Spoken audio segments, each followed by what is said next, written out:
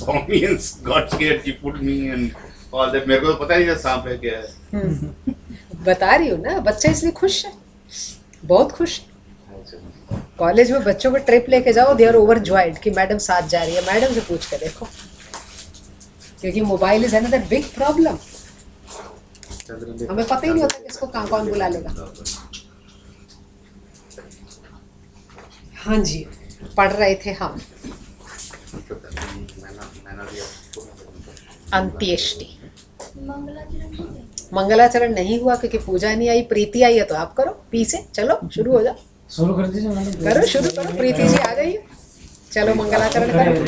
Very good, शाबाश बेटा.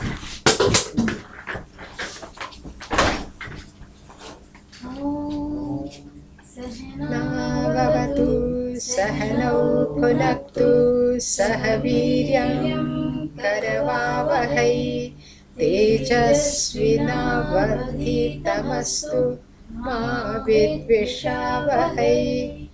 ओम शांति शांति शांति.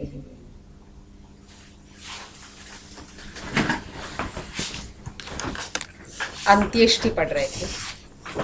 2 point के बाद छोड़ दिया था. सबसे ज्यादा भय जमीन के ऊपर मरने का है. यहाँ तक कि मक्खी और मच्छर को भी अगर हम मारना चाहें तो वो भी उड़ जाता है. इसका कॉज है हमारा स्व रसवाही होना. टॉपिक ये मैंने जो है ये शब्द योग सूत्र से लिया है पतंजलि मुनि का. स्व का अर्थ अपना, रस का अर्थ है जो हम में बह रहा है, वाही का अर्थ है वहन करते हुए हम आते हैं. एक चीज ऐसी है जिसको वहन करते हुए हम आते हैं, वो है हमारा मृत्यु का भय. अनेकों बार मर चुके हैं, अनेकों बार जीवित हो चुके हैं, और जैसे ही मरने का टाइम आता है या मरने का ख्याल भी आता है वैसे ही भयभीत हो जाते हैं. जैसे मैंने भी इस टॉपिक की तरफ कभी ध्यान नहीं दिया था. 15 के 15 संस्कार एवं पढ़ाते थे, कभी ध्यान से इसको पढ़ा ही नहीं. क्यों? भय है. सही कह रही हूँ. लेकिन अब मैंने कहा अजय जैसे, रविंद्र जी जैसे विद्वानों के सामने बोलना है तो कुछ चीज़ें देखनी होगी. अभी भी कुछ एस्ट्रोनॉमिकल प्रॉब्लम्स मेरे साथ इसके अंदर कुछ बच गई हैं नरक को लेके. उसके ऊपर मैं अभी बाद में काम करूँगी, क्योंकि बहुत ही इंटरेस्टिंग कॉन्सेप्ट निकला और पूरा पढ़ने के बाद डर भी थोड़ा ख़त्म हो गया सर. इसलिए स्वरसवाही हैं, हम उस भय को लेकर के चलते हैं, चाहे हम इंस्टिंक्टिवली लें जैसे मक्खी मच्छर, या बड़ी सोच समझ के लें जैसे कि हम. इसलिए ये हमारा निरंतर चला रहता है, इसलिए हम इससे लगातार भयभीत रहते हैं. भयभीत होने के बाद ये भय, इसलिए पूरे का पूरा जो अंत्येष्टि संस्कार है उसमें कई एक चीज़ें जो भी मंत्र समंत्र अमंत्र जो कुछ भी किया, वो कहता वो इतनी ज़्यादा स्ट्रिक्ट नहीं है कि आप जो है, क्योंकि आदमी भयभीत भी है, आदमी प्रेम से भी परेशान है, इसलिए वो सारी की सारी चीज़ें हैं तो सही, लेकिन उसके अंदर रिजिडिटी शास्त्र इतनी नहीं बताता. रिजिडिटी न करने का कारण ये है क्योंकि भय और प्रेम मिश्रित हो गए, और भय और प्रेम मिश्रित होते हुए जब जब हम भावना प्रधान होते हैं हमें अनेक चीज़ें भूल जाती हैं. ठीक है, इसलिए वहाँ पर अनेक चीज़ें जो हम भूल जाते हैं उसके बाद वो 13 दिन तक, 1 साल तक उसको कवर अप करने के अनेक उपाय बताता है, क्योंकि हो सकता है वो एक ही हो. अब इसके अंदर 2 चीज़ें हैं. एक मृत्यु रहती है मृत्यु होना, और एक मृत्यु होती है अकाल मृत्यु. अकाल मृत्यु का अर्थ है आपका टाइम नहीं आया था लेकिन आप चले गए. ये जैसे कि किसी ने आत्महत्या कर ली, या कोई रोड एक्सीडेंट में मारा गया, या किसी को गलत मेडिसिन जो है उसका इफेक्ट हो गया. हमारी पूरी आयु पराशर मुनि के अनुसार 120 साल की है. कायदे से सतयुग में 400 साल की उम्र होती है, त्रेता युग में 300 साल की उम्र होती है, द्वापर युग में 200 साल की उम्र होती है, और कलयुग में 100 साल की उम्र रह जाती है. लेकिन महर्षि पराशर कहते हैं, विंशोत्तरी दशाम ज्योतिष में बनाते हैं, 120 साल की उम्र होती है. इसलिए सतयुग में सभी लोग क्या होते हैं? महात्मा होते हैं, विद्वान होते हैं, सच्चरित्र होते हैं. कोई भी व्यक्ति बुरा नहीं होता. सभी महर्षि होते हैं, सभी विद्वान होते हैं, सभी महापुरुष होते हैं. 400 साल उम्र, इसको 3 हिस्सों में डिवाइड कर दो. इतना बचपन, इतना युवावस्था और इतनी वृद्धावस्था. अब 300 में फिर एक धर्म का पैर चला जाता है, त्रेता युग में 3 रह जाते हैं. 300 साल की उम्र, 100 साल बचपन. तभी तो सूरदास ने इतना कुछ लिख दिया. हम कहते हैं बच्चा तो तुरंत बड़ा हो गया था, लेकिन नहीं। और द्वापर युग में हो गई 200 साल की, 66 कलयुग में मात्र रह जाती है 100 साल की। इसका कारण जो है अधर्म का बढ़ जाना और धर्म के पैर का कम हो जाना। इसका मतलब है कि हमारे पास कोई ऐसा एथिकल वैल्यूज होनी चाहिए, हमारे पास कोई ऐसी चीज होनी चाहिए जो हमें पतन से बचा सके। इसलिए शास्त्र का उद्देश्य, शिक्षा का उद्देश्य मात्र चरित्र निर्माण है। अंत्येष्टि को पढ़ने के बाद बहुत सारी चीजें क्लियर हुई हैं, and I am thankful to you people जिनकी वजह से मैंने इसको पढ़ा, वरना मैं इतना ध्यान से कभी ना पढ़ती। अगर इसको पढ़ो तो लगता है क्योंकि जन्म तो एक स्पेसिफिक टाइम के लिए है, कोई 70 साल, कोई 80 साल, कोई 90 साल, उससे ज़्यादा नहीं, फिर आगे क्या। दो चीज़ें हमारे सामने होती हैं, एक तो दृश्य, एक होती है अदृश्य। अदृश्य जगत दृश्य जगत से बहुत बड़ा है। क्यों बड़ा है? जैसे मैं यहाँ हूँ, दृश्य का मतलब है मैं प्रीति देख सकती हूँ, मैं अजय जी से बात कर सकती हूँ, इनसे बात कर सकती हूँ, और इसकी लिमिटेशन है। मुझे ये नहीं पता अब अमेरिका में क्या हो रहा है, अब वहाँ पर जॉर्ज बुश क्या कर रहे होंगे, नहीं मालूम, मुझे अपने घर का नहीं मालूम। दृश्य जगत का दायरा बहुत छोटा है, अदृश्य का बहुत बड़ा है, इसलिए मात्र 20% हमारे सामने है, 80% विलुप्त है। इसलिए भगवत गीता कहती है अव्यक्तादीनि भूतानि व्यक्त मध्यानि भारत अव्यक्त निधनान्येव तत्र का परिदेवना। हम सब पहले अव्यक्त थे, फिर व्यक्त हो गए और फिर अव्यक्त हो जाएंगे, इसलिए इसमें दुख क्या करना। अब ये जो चीज़ है, इसलिए सारे भाव प्रेम और श्रद्धा और भय के 3 ही रहते हैं, चौथा भाव नहीं हो सकता। प्रेम, श्रद्धा और भय।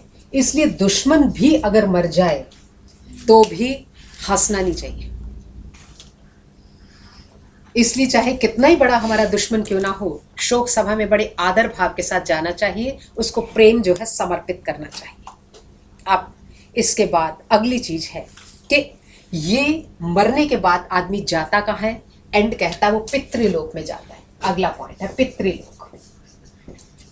पितृलोक एक ऐसा लोक माना गया, इसके ऊपर अगर जब मैं ना वो कुछ वो कराऊंगी गणेश वाला, तब मैं आपको जो है ग्लोब के ऊपर इसमें बताऊंगी कि इसके हिस्से इतने हैं।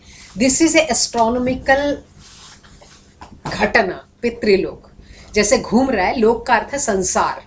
ऐसा माना जाता है कि बीच में जो है वो आपकी इक्वेटर है, यहाँ पर उसको 3 डायमेंशनल ले रहा है। सिर्फ ग्लोब नहीं ले रहा जो हमारे घरों में पड़ा रहता है, वो नहीं, पूरे का पूरा यूनिवर्स। इसके ऊपर मैं आपको नेक्स्ट उसके अंदर जो है चर्चा करूंगी। अभी शब्द इतना ही छोड़ के पढ़ लो कि पितृलोक में आदमी जाता है, इसका मतलब है देयर इज सम प्लेस जहां पर जाकर के हमें कुछ देर के लिए स्टेशन करना पड़ता है, उसके बाद फिर दोबारा हम उसके अंदर आ जाते हैं। इसलिए ये सर्कुलर मोशन में चलती है चीज। यहाँ मोशन सर्कुलर है, लीनियर नहीं है, क्योंकि हमें कोई दूरी तय नहीं करनी। मुझे यहाँ से पीछे जाना है तो मुझे ऐसे चल के जाना पड़ता है, परंतु हम सर्कल में चलते हैं। माँ पिता बच्चे को गर्भ में लाए, अब बच्चा उन्हें अगली मुक्ति देगा, पुनः वैसे होगा, फिर पुनः वैसे होगा। इसलिए हमारे जो संबंध होते हैं वो कहीं ना कहीं से किसी न किसी रूप में जुड़े रहते हैं। मैंने एग्जाम्पल दिया, मैंने कभी अपनी लाइफ में नहीं सोचा था कि कोई भारतीय विद्या भवन में रविंद्र जी को मैं पढ़ाऊंगी या मैं अजय जी से बात करूंगी। It is just a miracle, क्योंकि जो हम सोचते हैं वो होता नहीं, और जो नहीं सोचते वो हो जाता है एक बार। Things are not in our hand. काल की चर्चा जब श्राद्ध कराऊंगी तो करूंगी। इसलिए हम सर्कुलर मोशन में चल रहे हैं, इसलिए सगे संबंधियों का मेनली यहाँ पर ब्लड रिलेशन और गोत्र के रिलेशन का ये पुनीत या पवित्र कर्तव्य है कि जो व्यक्ति चला गया उसको ठीक से रास्ता दें, उसकी मुक्ति ठीक से करें। ठीक है,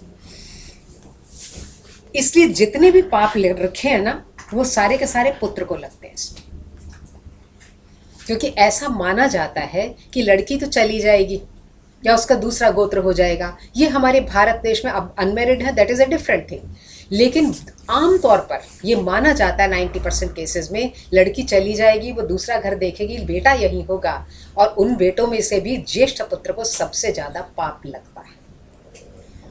ठीक है, वहां पर बैरिकेड बनाए गए कि आपको ये कर्तव्य धर्मानुसार करने हैं, क्योंकि shared responsibility is no responsibility. किनका पाप लगता है मतलब? जो अगर उसकी मुक्ति ठीक नहीं हुई, इसीलिए भगीरथ लेकर के आए थे गंगा। उसका यह धार्मिक कर्तव्य है प्रथम पुत्र का, ज्येष्ठ पुत्र का, ये वो न हो तो अगला अगला अगला, और यदि कोई भी ना हो तो जो पहला पोता है, अगर वो भी ना हो तो जो प्रथम दौहित्र है। You got it? और मतलब उस शास्त्र के अंदर जाके उसने एक पिन पॉइंट इसलिए किया होगा ताकि लोग इररिस्पॉन्सिबल ना हो जाए। और मैम मुक्ति ये किस प्रकार की है? जैसे हम जीवन भर कुछ करें और फिर कह दें कि मेरे मरने के बाद आप कुछ कर्म कर दीजिए, फिर इससे मेरी मुक्ति हो जाएगी, तो ये किस प्रकार की मुक्ति है? अगर ऐसा करने से बता तो मुक्ति सकती हूँ, जीवन मुक्ति, विदेह मुक्ति, सब पर ट्रैक से बहुत अलग हो जाएगा। पहले अंत्येष्टि पूरी पढ़ा दूं, उसके बाद मैं इसके ऊपर चलूंगी, जरूर चलूंगी। इट्स ए गुड क्वेश्चन, क्योंकि मुक्त होके हम जाएंगे कहाँ, दैट इज अनदर थिंग। पहले जरा हम सीक्वेंस पढ़ लें क्या क्या करना चाहिए, उसके बाद और भी कई सवाल निकलेंगे। एक दो सवाल मेरे भी विचारणीय विषय बच गए हैं, जो मैं रात को कर रही थी, ध्यान से पढ़ रही थी, तो कुछ एक मेरे भी बचे। इसमें मेरे को भी डाउट है। हाँ। अगर मेरा जो बैड कर्म से जो उसका पाव मेरे बेटे को कैसे होगा? नहीं, आपको नहीं होगा। अगर आपको सारे उसने वो जो है, मान लो एक्स आदमी गया, उसका बेटा वाई है, जब आदमी की मृत्यु हो गई तो वो मृत्यु हो चुकी, तो उसको सारे कार्य कर्म न करना और यूं ही इररिस्पॉन्सिबल बैठे रहना, तो वाई को पाप लगेगा। हम सब अपना अपना काम कर रहे हैं। मेरा देय मेरे माँ के लिए भी है, पिताजी के लिए भी है, एक्स के लिए भी है, पड़ोसी के लिए भी है। क्योंकि आपका जन्म, जब पूरा पढ़ने के बाद पता लगेगा, जन्म सिर्फ कर्म के लिए हुआ है। कर्मों का पक जाना कर्म विपाक मृत्यु है। ये देखो शब्द है कर्म विपाक, कर्म विपाक मृत्यु है, सांस अग्रास मृत्यु नहीं है। मेरे कर्मों का पक जाना, पेड़ के ऊपर आम लगा था, आम पक गया, अब वो नीचे ही गिरेगा, ऊपर नहीं जाएगा। तो जितने कर्म मुझसे कराने हैं उतने कराएगा, जो फर्स्ट क्लास में बताया था। जो नहीं कराने वो नहीं कराएगा, ठीक है? और आपके कर्म डेस्टिन्ड हैं, इतने करने ही है। खुश होके करो, रो के करो, पीट के करो। इसलिए गांधी अपने सारे काम खुद करता है, ठीक है? अब यहाँ पर जो है, इसलिए सारी की सारी चीजें जो है, ब्लड रिलेशन को ज्यादा पाप होगा, पड़ोसी को नहीं। उसका पुनीत कर्तव्य है कि वो सारी चीजों को ठीक से करे। अब क्यों आवश्यकता है? पहले इसकी भौतिक आवश्यकता है। भौतिक आवश्यकता के अंदर क्या है कि प्रेत आत्मा जो हो गई, प्रेत शब्द का प्रयोग किया करते हैं इसमें, जब तक कि इसकी मुक्ति नहीं होती। प्रेत, यहां से जो परे चला गया उसको प्रेत कहते हैं, ठीक है? सिंपल संस्कृत वर्ड है, जो यहां नहीं रहा अब और कहीं और चला गया, उसको प्रेत कहते हैं। प्रेत की मुक्ति हो जाए। दूसरी चीज, जो वो बॉडी डिकम्पोज होगी उसके बाद, तो जो वहां रहने वाले लोग हैं वो स्वस्थ रहें, उनको कोई संक्रमण न लग जाए, कोई इन्फेक्शन न लग जाए। कहते हैं बॉडी बड़ी जल्दी डिकम्पोज होती है और उससे जो है दूसरों को इन्फेक्शन लग जाते हैं, और जो बीमारी से या किसी और से डेथ हुई वो फैल जाता है, स्प्रेड ओवर हो जाता है, तो दूसरे उसकी गिरफ्त में आ जाते हैं। इससे जल्दी से जल्दी उसको जो है विदा कर देना चाहिए। तीसरा, जब तक कि वो वहां से नहीं जाता तब तक वहां के लोगों को परेशान कर सकता है। इसलिए हमारे धर्म के अंदर जलाया जाता है, दफनाया नहीं जाता, क्योंकि जो विकेट पीपल हैं वो वहीं पर मंडराते रहते हैं, बॉडी कहीं जाती नहीं, वहीं पड़ी रह जाती है। इसीलिए हम उसको बोलते हैं अतिवाहिक शरीर। मृत्यु का अर्थ शरीर, सिर्फ शरीर से प्राणों का अलग हो जाना है, शेष कुछ भी नहीं, ठीक? इसलिए अथर्ववेद में एक मंत्र आता है, प्राणो अपानो व्यान, प्राणो अपानो व्यान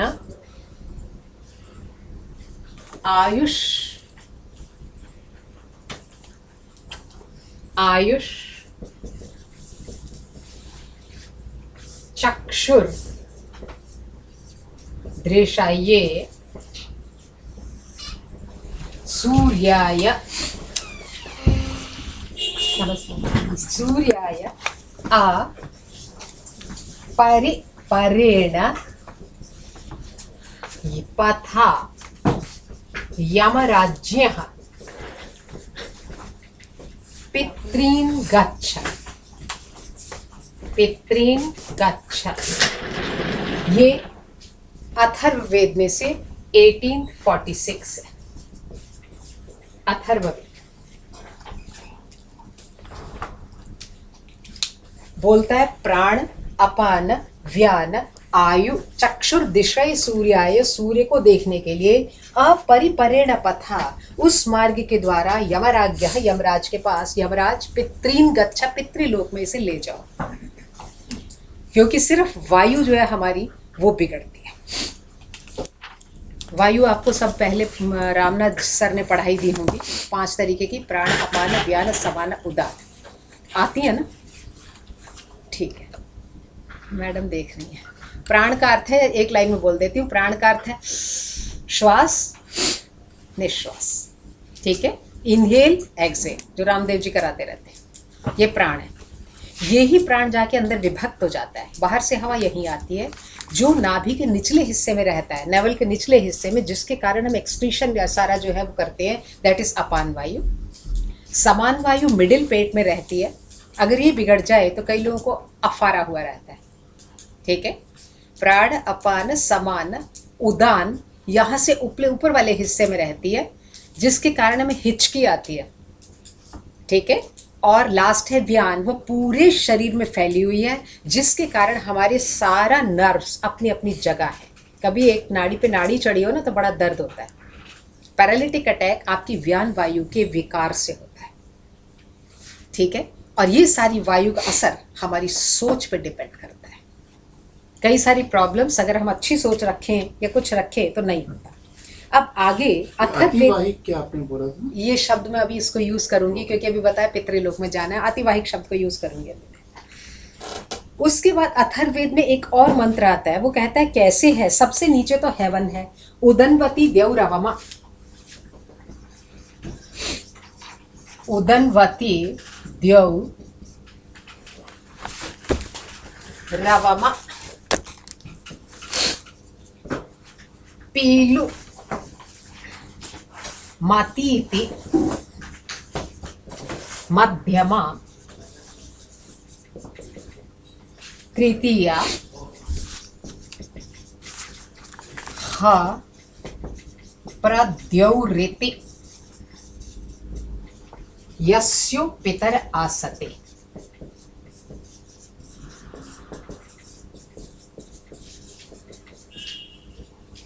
कहता है सबसे नीचे आपका क्या है, 3 इसके अंदर उसने हिस्से बताए।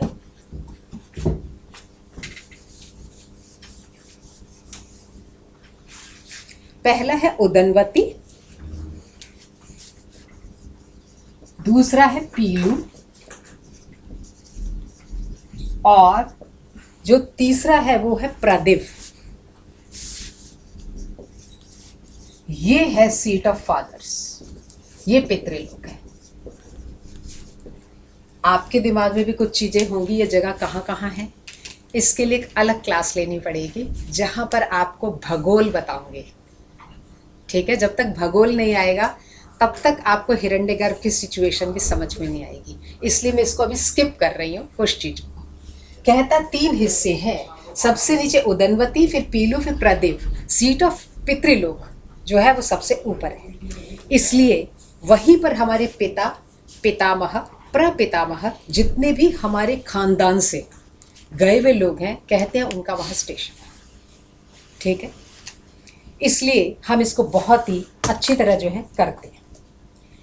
पृथ्वीलोक बहुत ही कष्टों से पूर्ण है, ठीक है, एवरीबडी नोज, सुख और दुख दोनों है। वैकुंठ लोक तक ले जाने के लिए बीच में से वैकुंठ चतुर्दशी आती है दिवाली से पहले दिन, ठीक है, वैकुंठ चतुर्दशी, और उसको रूप चतुर्दशी भी कहते हैं। वैकुंठ चतुर्दशी का अर्थ है अगर आप में से कुंठा हट जाए तो यही संसार वैकुंठ है। हम आमतौर पे कुंठा में जीते हैं, चाहे वो कुंठा मेरे अपना इतनी छोटी भी हो सकती है कि मेरे पास इस टाइप के कपड़ा नहीं है, इतनी बड़ी भी हो सकती है कि मैं इतना ज़्यादा विद्वान में प्रोफेसर क्यों नहीं, किसी भी टाइप की कुंठा हो सकती है, मेरा यश क्यों नहीं, मुझे कोई मानते क्यों नहीं, क्योंकि संसार में हर व्यक्ति प्रभुत्व के साथ जीना चाहता है। एक चीज़ हम में छुपी रहती है कि मेरी चले, वो चाहे बच्चा 2 साल का क्यों ना हो, वो भी चाहता उसकी चले, जो वो दाल का है वही बने, और अगर ना बने तो मेरी नहीं चल रही। हम इसके साथ ही पैदा होते हैं, ये हमें कॉजेज देता है फर्दर आगे कुंठाओं को पैदा करने। कुंठा का क्या मतलब है? कुंठा है जिसको आप कुंठित शब्द से लो। चाकू है, वो काट नहीं रहा तो कुंठित हो गया। You got it? तो हमारा जो एक्चुअल सेल्फ है ना, वो निखरता ही नहीं, हम कुंठा में फंसे रहते हैं। कैसे लिखते हैं? कुंठा, हाँ बिल्कुल, ये बहुत अच्छा। कैसे लिखेंगे? वैकुंठ। इसलिए भगवान विष्णु को लोग को वैकुंठ कहते हैं। कुंठ, कुंठा इसका एग्जाम्पल सही तरीके से चाकू से ही लो, सामान्य ढंग से बताते हुए। चाकू काटता नहीं है, फिर हम क्या करते हैं? उसको तेज करते हैं। हमको सब कुछ दिया है भगवान ने, लेकिन हम एक कुंठा में फंस जाते हैं। मेरा तो वैसा मकान भी नहीं जैसा सबका है। देखना किन्हीं किन्हीं लोगों में एक्सट्रीम होती है। कुछ हद तक this is called identity crisis type of thing. आजकल ये जैसे से कलयुग आता है, एक्सेस होता जा रहा है। अगर ज्यादा हुई तो पेज 3 फिल्म है मधुर भंडारकर की, देखना पेज 3। एक फिल्म मधुर भंडारकर की पेज 3, उसमें आप देखना हर पॉइंट के ऊपर कितने वो लोग, आप बाहर से देख रहे हो they are looking very good looking beautiful handsome people, पर अंदर से वो कितने वो हैं? कुंठित। ये फ्रस्ट्रेशन भी हो सकती है, कई चीजें मिलके हैं मैडम, अब तो संस्कृत वाले हो। हाँ नहीं, फ्रस्ट्रेशन बाद में आएगी, पहले इच्छा पूरी नहीं होती तो फ्रस्ट्रेशन आती है। तब मैं अपने को दिखाने के लिए मैं तो सुप्रीम हूँ। आजकल तो ऐसा हर पॉइंट पे है, चाहे आप ऊपर से लेके नीचे तक किसी भी लेवल पर देखिए। बहुत ज़्यादा इसमें ठीक नहीं है। आप देखो सभी टीचर हैं लेकिन अलग अलग टाइप, सभी डॉक्टर हैं अलग अलग टाइप। कुंठा है ना बीच में घुसी हुई, इसलिए आजकल लोग पद के लिए लालायित हैं, उसके लिए वो काबिल है या नहीं ये क्वेश्चन मार्क है। आंसर कुछ हद तक मिल गया होगा, बाकी आप सब ज्ञानी हैं, विद्वान हैं। इसलिए जितनी भी क्रियाएं की गई वो सारी की सारी मरने के ऊपर विष्णु लोक के लिए की गई है। विष्णु शब्द का अर्थ होता है वेवेष्टि।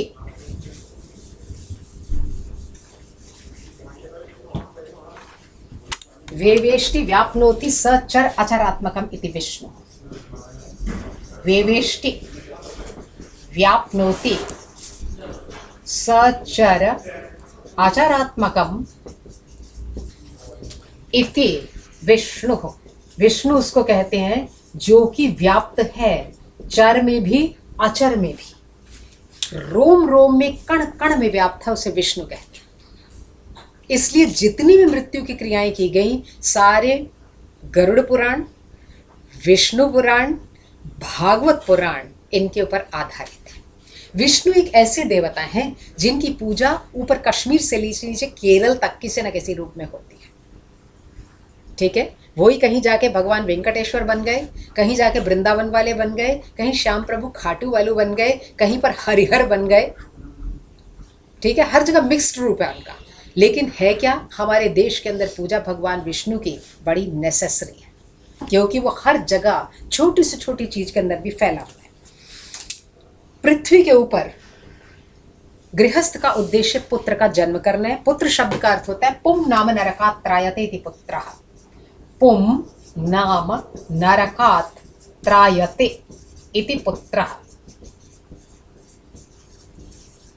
इति पुत्रः, और उसमें नीश लग गया तो पुत्री।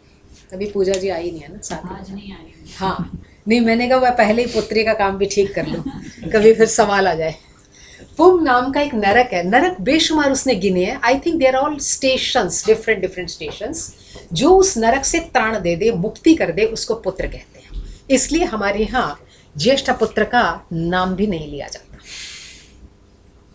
आत्मनाम गुरुर्नाम नामाति कृपणस्य च श्रेयस्कामो न गृह्णीयात् ज्येष्ठापत्य कलत्रयोः। अपना नाम, गुरु का नाम, बहुत कृपण नीचे, बहुत उसका नाम। यदि आप पुण्य चाहते हैं, कल्याण चाहते हैं, तो ज्येष्ठ पुत्र या पुत्री और पत्नी नहीं लेना चाहिए। आधी लड़ाइयाँ इसीलिए भी होती हैं। पहले तो कहते थे इसको हम आउटडेटेड मानने लगे, लेकिन जब नाम नहीं लेंगे, हर बार ये कहेंगे भैया ये करोगे, तो कितनी बार कोई लड़ेगा? You got it? इसलिए अब रिवर्स भी होने लगा, अब लेडीज भी नाम लेती हैं। ये जो ज़्यादा ही खुलापन है, ये जो है कई एक डिस्टर्बेंसेस और उन चीज़ों को जन्म देता जा रहा है।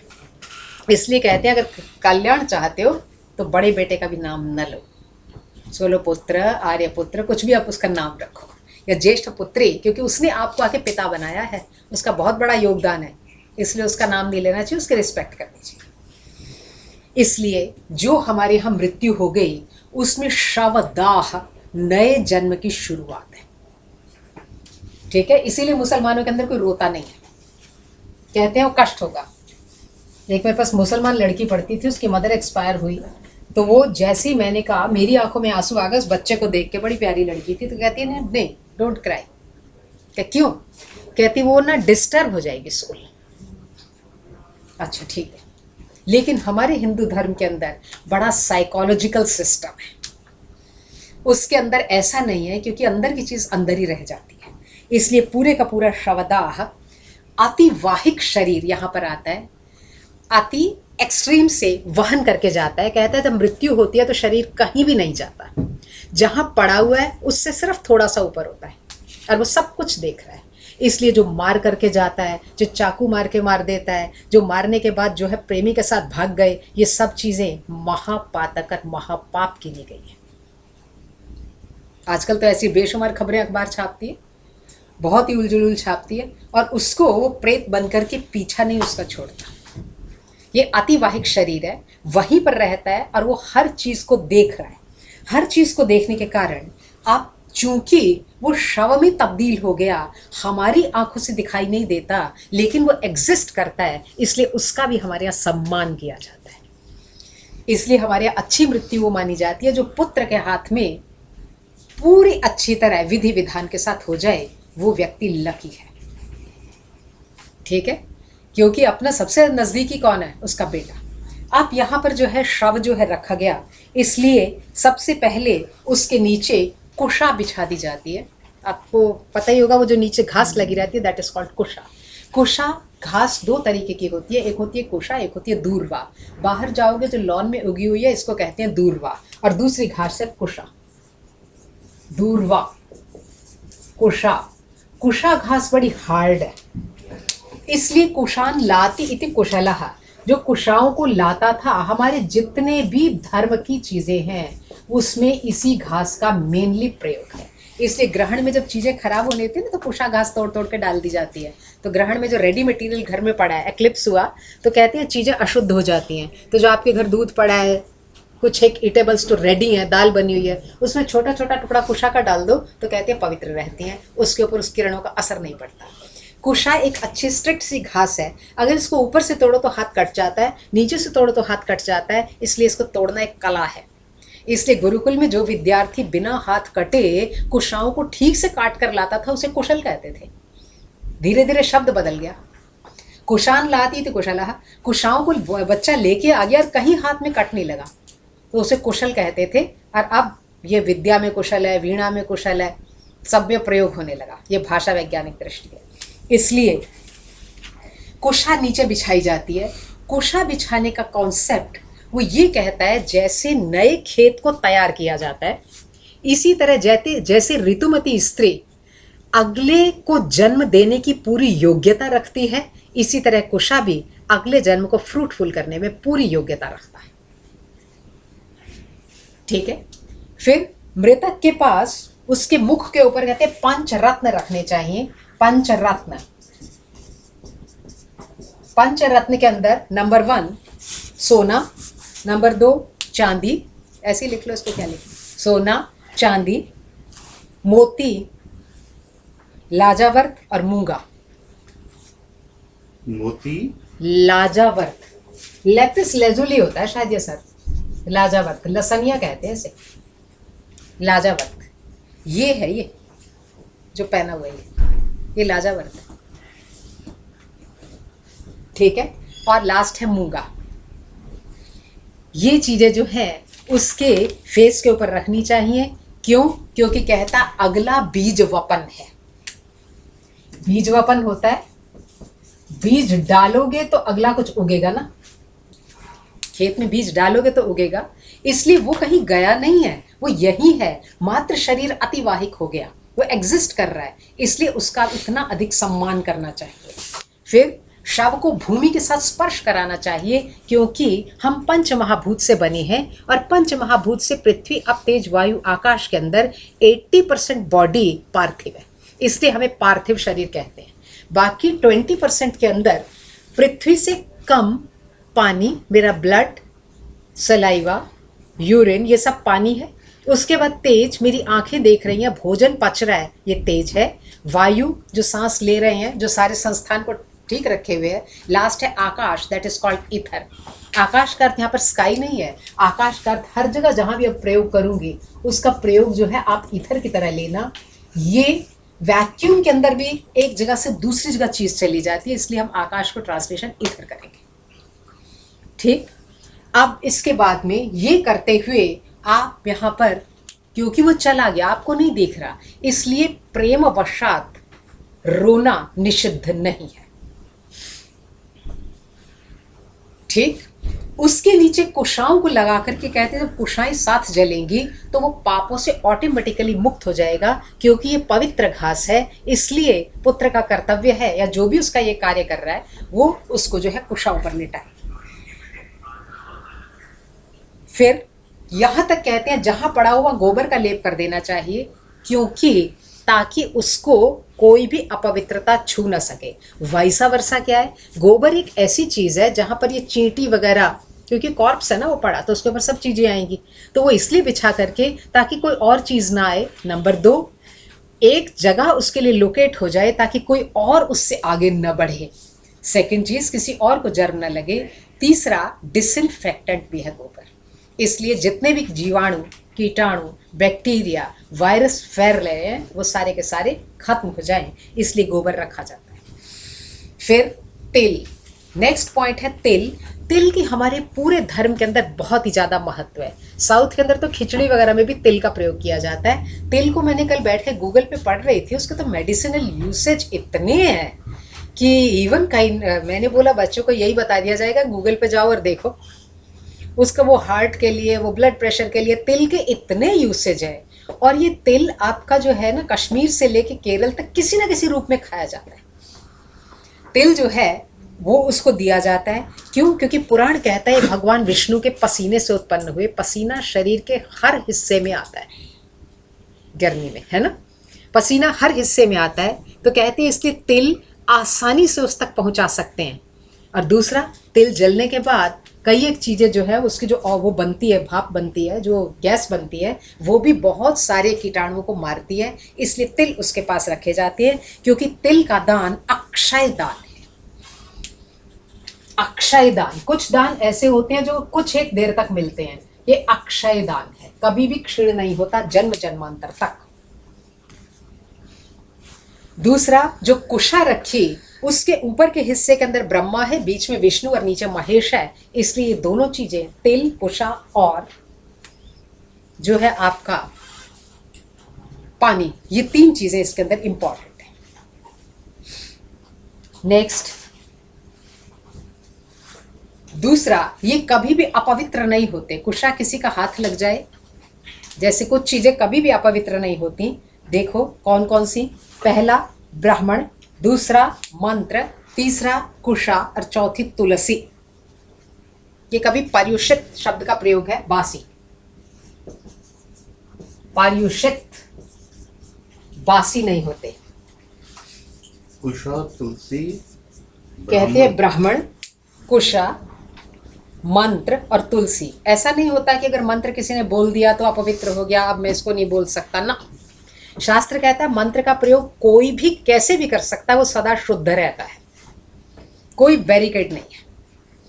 ठीक है, इसलिए देखो, तुम देखो कैसे हमारे उसके अंदर जो शास्त्र के अंदर दखलंदाजी होती गई।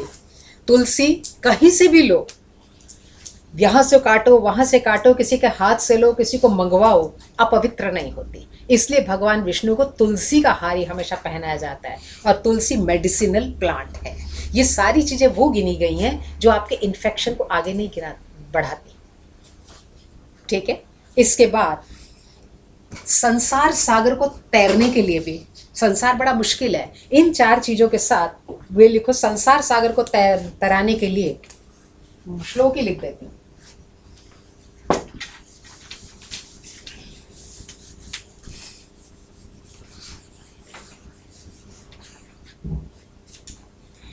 विष्णु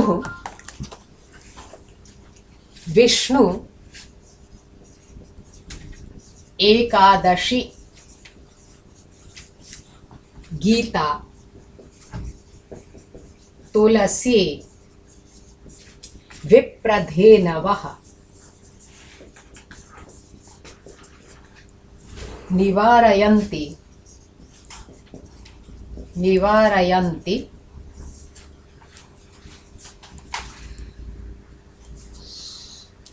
नहीं, आई एम सो सॉरी, ये नई शब्द लिखना। असारे दुर्ग संसारे, असारे दुर्ग संसारे षट्पदी मुक्तिदायनी।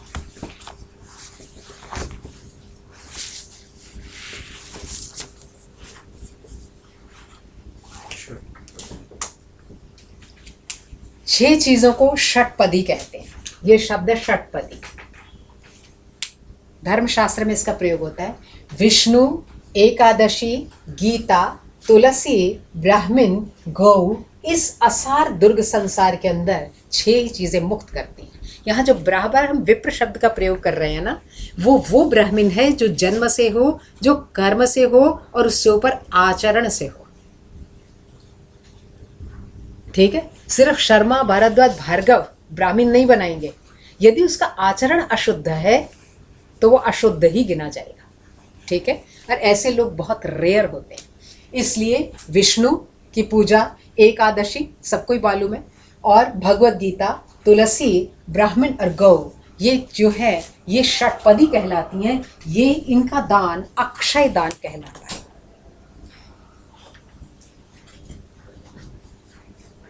ठीक है, इसलिए ये ही आदमी को जो है, मृत व्यक्ति को, और जो मृत व्यक्ति है उसको हटाने के लिए, उसको पवित्र करने के लिए, इसलिए जीवित अवस्था में भी इन सब का दान किया जाता है, इनका अध्ययन किया जाता है, ताकि हमारी जो गति अच्छी बनी रहे। तिलाह, तिलाह पवित्रमतुलम, पवित्रमतुलम दर्भाश्चापि, दर्भाश्चापि तुलस्यथः, तुलस्यथः निवारयन्ति चैतानि, निवारयन्ति चैतानि दुर्गतिं, दुर्गतिं यान्ति, यान्तमातुरम्।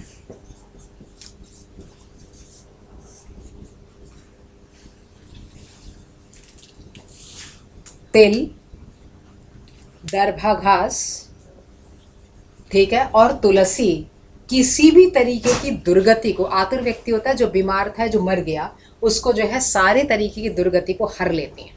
इसलिए तुलसी का प्रयोग हमारे यहाँ धर्म में भी, मृत्यु के समय भी, बीमारी में भी, हर समय में इसका प्रयोग होता है। इसलिए घर के अंदर अब तो नई कंस्ट्रक्शन आ गई। पुराने टाइम में हमारी हेम भटनागर मैडम के घर में था ऐसा, पूरे घर के ब्रह्म स्थान में बीच में तुलसी उगाई जाती थी, उसको तुलसी चौरा कहते थे। और हर व्यक्ति जो है नहाने के बाद या कुछ में उसमें जल देता था या दिया जलाया जाता था। वो तुलसी चौरा अकेला ही अनेक बीमारियों को हटाने का कॉज था। लेकिन अब समय बदल गया, चीज़ें बदल गई, लेकिन अभी भी हमने मैडम के घर में वो तुलसी चौरा बीच में बना देखा है। आप बिरला मंदिर में भी जाओ, एक बहुत बड़ा घड़ा टाइप बना है, उसके अंदर तुलसियाँ उगी हुई हैं, ब्रह्म स्थान होता है। पूरा ये कमरा ले लो, इसको इंटरसेक्शन पॉइंट से धागे लगाओ, जो मिडिल पॉइंट है जहाँ आजकल हमने अपना डाइनिंग टेबल रख दिया, वहाँ पर तुलसी चौरा होता है, ताकि हर कोण के ऊपर दोबारा इक्वल उसके ऊपर जो जा सके। ये हमारा सबसे बड़ी जो है मेडिसिनल हर्ब है। तुलसी के भी कई वो हैं, कैटेगरीज हैं, श्यामा तुलसी, दूसरी तुलसी, हरी प्रिया तुलसी, ऐसे बहुत सारे मेथड्स हैं। एक दो मैंने देखे हैं, सारे नहीं, हर एक का प्रयोग है। Shyama Tulsi is very very good for asthma and all. काले रंग के पत्ते होते हैं उसके, बड़ी तेज होती है वो। तो इसलिए तिल और जो है आपके दरभा घास और तुलसी, जो व्यक्ति आतुर है, जो जा रहा है, उसको कहीं भी जो है वो दुर्गति को प्राप्त नहीं कराते। अब कभी कभी ऐसा भी होता है, आजकल एक नया मामला आज चल रहा है यूथनेसिया, उसके ऊपर बड़ी बड़ी कोर्ट्स बैठी हुई हैं कि अगर वो बच ही नहीं सकता, कुछ नहीं हो सकता, तो उसको खत्म कर दिया जाए। लेकिन डॉक्टर्स इसके अगेंस्ट हैं, क्योंकि डॉक्टर का एथिक क्या है, जब तक उसकी सांस है तब तक कि उसको बचाना ही बचाना है। अगर वो ये काम करने लगा तो फिर क्या एथिकल प्रोफेशन में रह जाएगी। इसलिए वो इसको नेगेट अभी भी कर रहे हैं। हमारे यहाँ कहते हैं कि पितरों को लवण रस बड़ा प्रिय है। लेकिन उसमें जो सांस लेना, उसमें वो वेंटिलेटर में रख के कई साल तक रखना, 30 साल से रहा हूँ। इसलिए आंसर दे रहा उसका। अगर ऐसी सिचुएशन हो जाए तो लवण हमारे रस। पास 4 लोग हैं, हाँ। कम 10-15-20 साल से प्रिय रंजन दास मुंशी, वो अभी हाँ, वेंटिलेटर है। यस अभी वाजपेयी, यस जॉर्ज फर्नांडिस, बिल्कुल। ये सबको अब आज जिस टाइम वो निकालेगा खत्म है। तो आर्टिफिशियल। मेरी दोस्त है एक, उसको मैंने एमए में पढ़ाया था, आयुर्वेद की डॉक्टर है, यहीं पे उसका कॉलेज है करोलबाग। उसके फादर जब वो ले जाने लगे, कहती नहीं अब नहीं ले जाना, क्योंकि ये तो सिर्फ लिंगर ऑन करने की बात है, बड़ा कष्ट होता है। क्योंकि उसके अपने फादर थे, 4 दिन लगातार भगवत गीता सुनाई, घर में ले आई डिस्चार्ज करके। मैंने बोला you have such A courageous one, really I appreciate you, कि 4 दिन, आपको मालूम है कि हर मोमेंट में ये 4 दिन कमरे में बैठ के लगातार गीता सुनाई, क्योंकि अतिवाहिक शरीर सुनता। अब यह कहता है अगर ऐसी स्थिति हो जाए तो लवण रस पितरों को बहुत प्रिय है, तो जाने वाले व्यक्ति के हाथ से लवण दान कराना चाहिए, तो मुक्त हो जाता है नमक। ठीक है, तो उसके कष्ट जो हैं वो कम हो जाते हैं। पड़े रहने से कहता कोई फायदा नहीं, आपको दिख नहीं रहा, पानी पड़ा था भाप बन गया, फिर बादल बन गया, इतना ही फर्क है। लेकिन पानी पड़ा पड़ा सड़ता रहे, ये ठीक नहीं है, ये आपको परेशान कर सकता है, हमें भी और उसको भी। तब ऐसे समय में कहता है लवण। और लवण कैसे घुल जाता है? कहता है लवण जो है ये अन्न और रस को उत्कट करता है, दिखता नहीं। चपाती के अंदर, पराठे में नमक है, दिख नहीं रहा, लेकिन रस उसी के कारण आ रहा है और ये लीन हो जाता है। इसी तरह जाने वाले व्यक्ति की आतुरता को भी खत्म करके उसके हाथ से हमेशा ही लवण दिलाना चाहिए, नमक दिलाना चाहिए, ताकि उसकी मुक्ति ठीक से हो जाए। शास्त्र ने इसका मतलब इसको केयर किया, उसको पता था ऐसे केसेस भी होंगे। उसके बाद मृत्यु सिर्फ प्राण और देह का वियोग है। ठीक, प्राण और देह के वियोग के अंदर व्यक्ति को मृत्यु कष्ट होता है, क्योंकि जो वायु है वो एबनॉर्मल हो जाती है। इसलिए स्वामी दयानंद का जब मृत्यु पास आई, जब उसको शीशा दे दिया, तो वहां पर बचपन में ये कहानी समझ में नहीं आई थी, जो मुझे अब जाके समझ में आई है। वो कहता अब तुम सारी खिड़कियां खोल दो, मेरे पास से हट जाओ, दूरी पर बैठ जाओ। क्यों? क्योंकि वहाँ पर जो वायु है वो अंदर उसको बहुत ही विक्षिप्त करती है, बहुत ऊपर नीचे होती है। और ऐसा कहते हैं कि जो अनाचारी, दुराचारी, इन सब से है, क्योंकि 9 दरवाजे हैं शरीर के, है ना, 2 आँखें, 2 कान, 1 मुंह, 5 हो गए। ठीक है, 2 कान हो गए, 7 हो गए, और 1 आपका एक्सक्रीटरी, 2 एक्सक्रीटरी सिस्टम के, 9 हो गए। कहते हैं जो अनाचारी, दुराचारी इत्यादि है वो अपान वायु के उससे जाता है, और जो बहुत सदाचारी है वो उदान वायु से बाहर जाता है। हाँ, उदान वायु से बाहर जाता है। और उदान वायु से बाहर जाने के कारण इसीलिए जो बहुत धार्मिक, बड़ा तपस्वी होता है, उनको 3-3 दिन दर्शन के लिए रखा जाता है, क्योंकि ब्रेन डेथ है। सांस का खत्म होना और कार्डियक अरेस्ट, ये इसको शास्त्र नहीं मानता, ब्रेन डेथ को डेथ मानता है। कहते हैं जो बड़ा विद्वान और बहुत ज़्यादा गहरा होता है उसका ब्रेन तब भी काम करता रहता है। इसलिए उसके इसीलिए इतने लंबी लंबी चीज़ें रखी कि बेटा आ जाए, अमेरिका से एक्स आ जाए, वाई आ जाए, ताकि वो भी शांत हो जाए। यदि ब्रेन जीवित है तो उसको इन सब चीज़ों में बहुत कष्ट होगा, इसलिए ब्रेन डेथ को डेथ कहा गया। और बाकी चाहे जैसा भी हो, जैसे अब सर कह रहे हैं वेंटिलेटर पे, तो वो जो चीज़ें हैं ना, वो सिर्फ हम उनको यातना बढ़ा रहे हैं, उनकी वो कम नहीं कर रहे।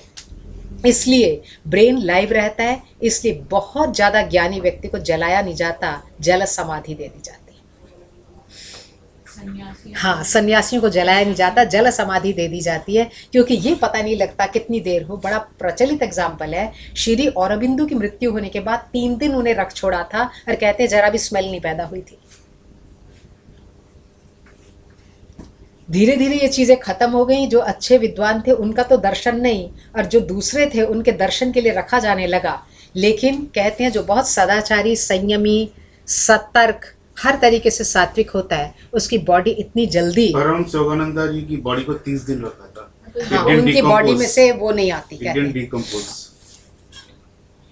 क्योंकि इसीलिए यही पढ़ने के बाद पता लगा, कई सारी भर्तृहरि की गुत्थियां सुलझी। मैंने भी पहली बार पढ़ा मैडम, अच्छे तो का। इसीलिए जो स्वामी दयानंद का तुम बता हाँ। रहे हो वो तो योगी थे। Yes. 16 बार तो जहर उन्होंने निकाल दिया था अपने आप वमन क्रिया से। क्योंकि सब कुछ सोच से चल रहा है। योग से हो रहा था। जो सोच है ना, thought body is very very important body, जिसकी तरफ हमारा एजुकेशन सिस्टम 1% भी ध्यान नहीं देता। पुराने टाइम के अंदर जब पढ़ाया जाता था तो क्या जाता था, एक कहानी सुनाई, घर भेज दिया बच्चों को, फिर एनालिसिस करने को बोला। That method was more important. और दूसरा, रोटा मेमोराइजेशन वाज वेरी गुड। छोटे बच्चों को कुछ समझ में नहीं आता, ठीक है। अब जाके कई चीज़ें, आज मेरे को ये पढ़ने के बाद कई चीज़ें और पता लगी, लेकिन इट टेक्स टाइम। आज हमने जो सिस्टम को बदल दिया, अब ये रिकॉर्ड हो रहा है, कोई बात नहीं, सिस्टम को जो हमने बदल दिया कि बच्चे को ये करो, गूगल पे ले जाओ, उसमें से एक प्रोजेक्ट बना के लाओ। होता क्या, जैसे आप गूगल खोलो 5-6 ऐड आ जाती हैं। वो गूगल पे बाद में जाता है, पहले ऐड के लिए अट्रैक्शन हो जाती है क्योंकि बच्चा छोटा है। हमारे यहाँ ठीक था, बस रटा दिया, ठीक है, अग्निम ईड़े पुरोहितम रटो, फिर दोबारा अग्निम अग्निम ईड़े ईड़े अग्निम ईड़े पुरोहितम पुरोहितम अग्निम, ऐसे रटो। कितनी देर रटोगे, तब तक तुम मैच्योर हो जाओगे, then you know the meanings, तब आप एनालिसिस कर पाओगे, सिंथेसिस कर पाओगे। नेक्स्ट एजुकेशन सिस्टम के अंदर जब बच्चा एनालिटिक है ही नहीं, उसके सामने इतना कुछ परोस दिया है कि वो भटक गया। उसके एग्जाम्पल और रिजल्ट अब सामने आ रहे हैं। इसलिए यहाँ पर कहता है कि ये प्राण और देह का जो है, प्राण काल के वश में है और किसी के वश में नहीं है। ये चीज़ें लिख लो।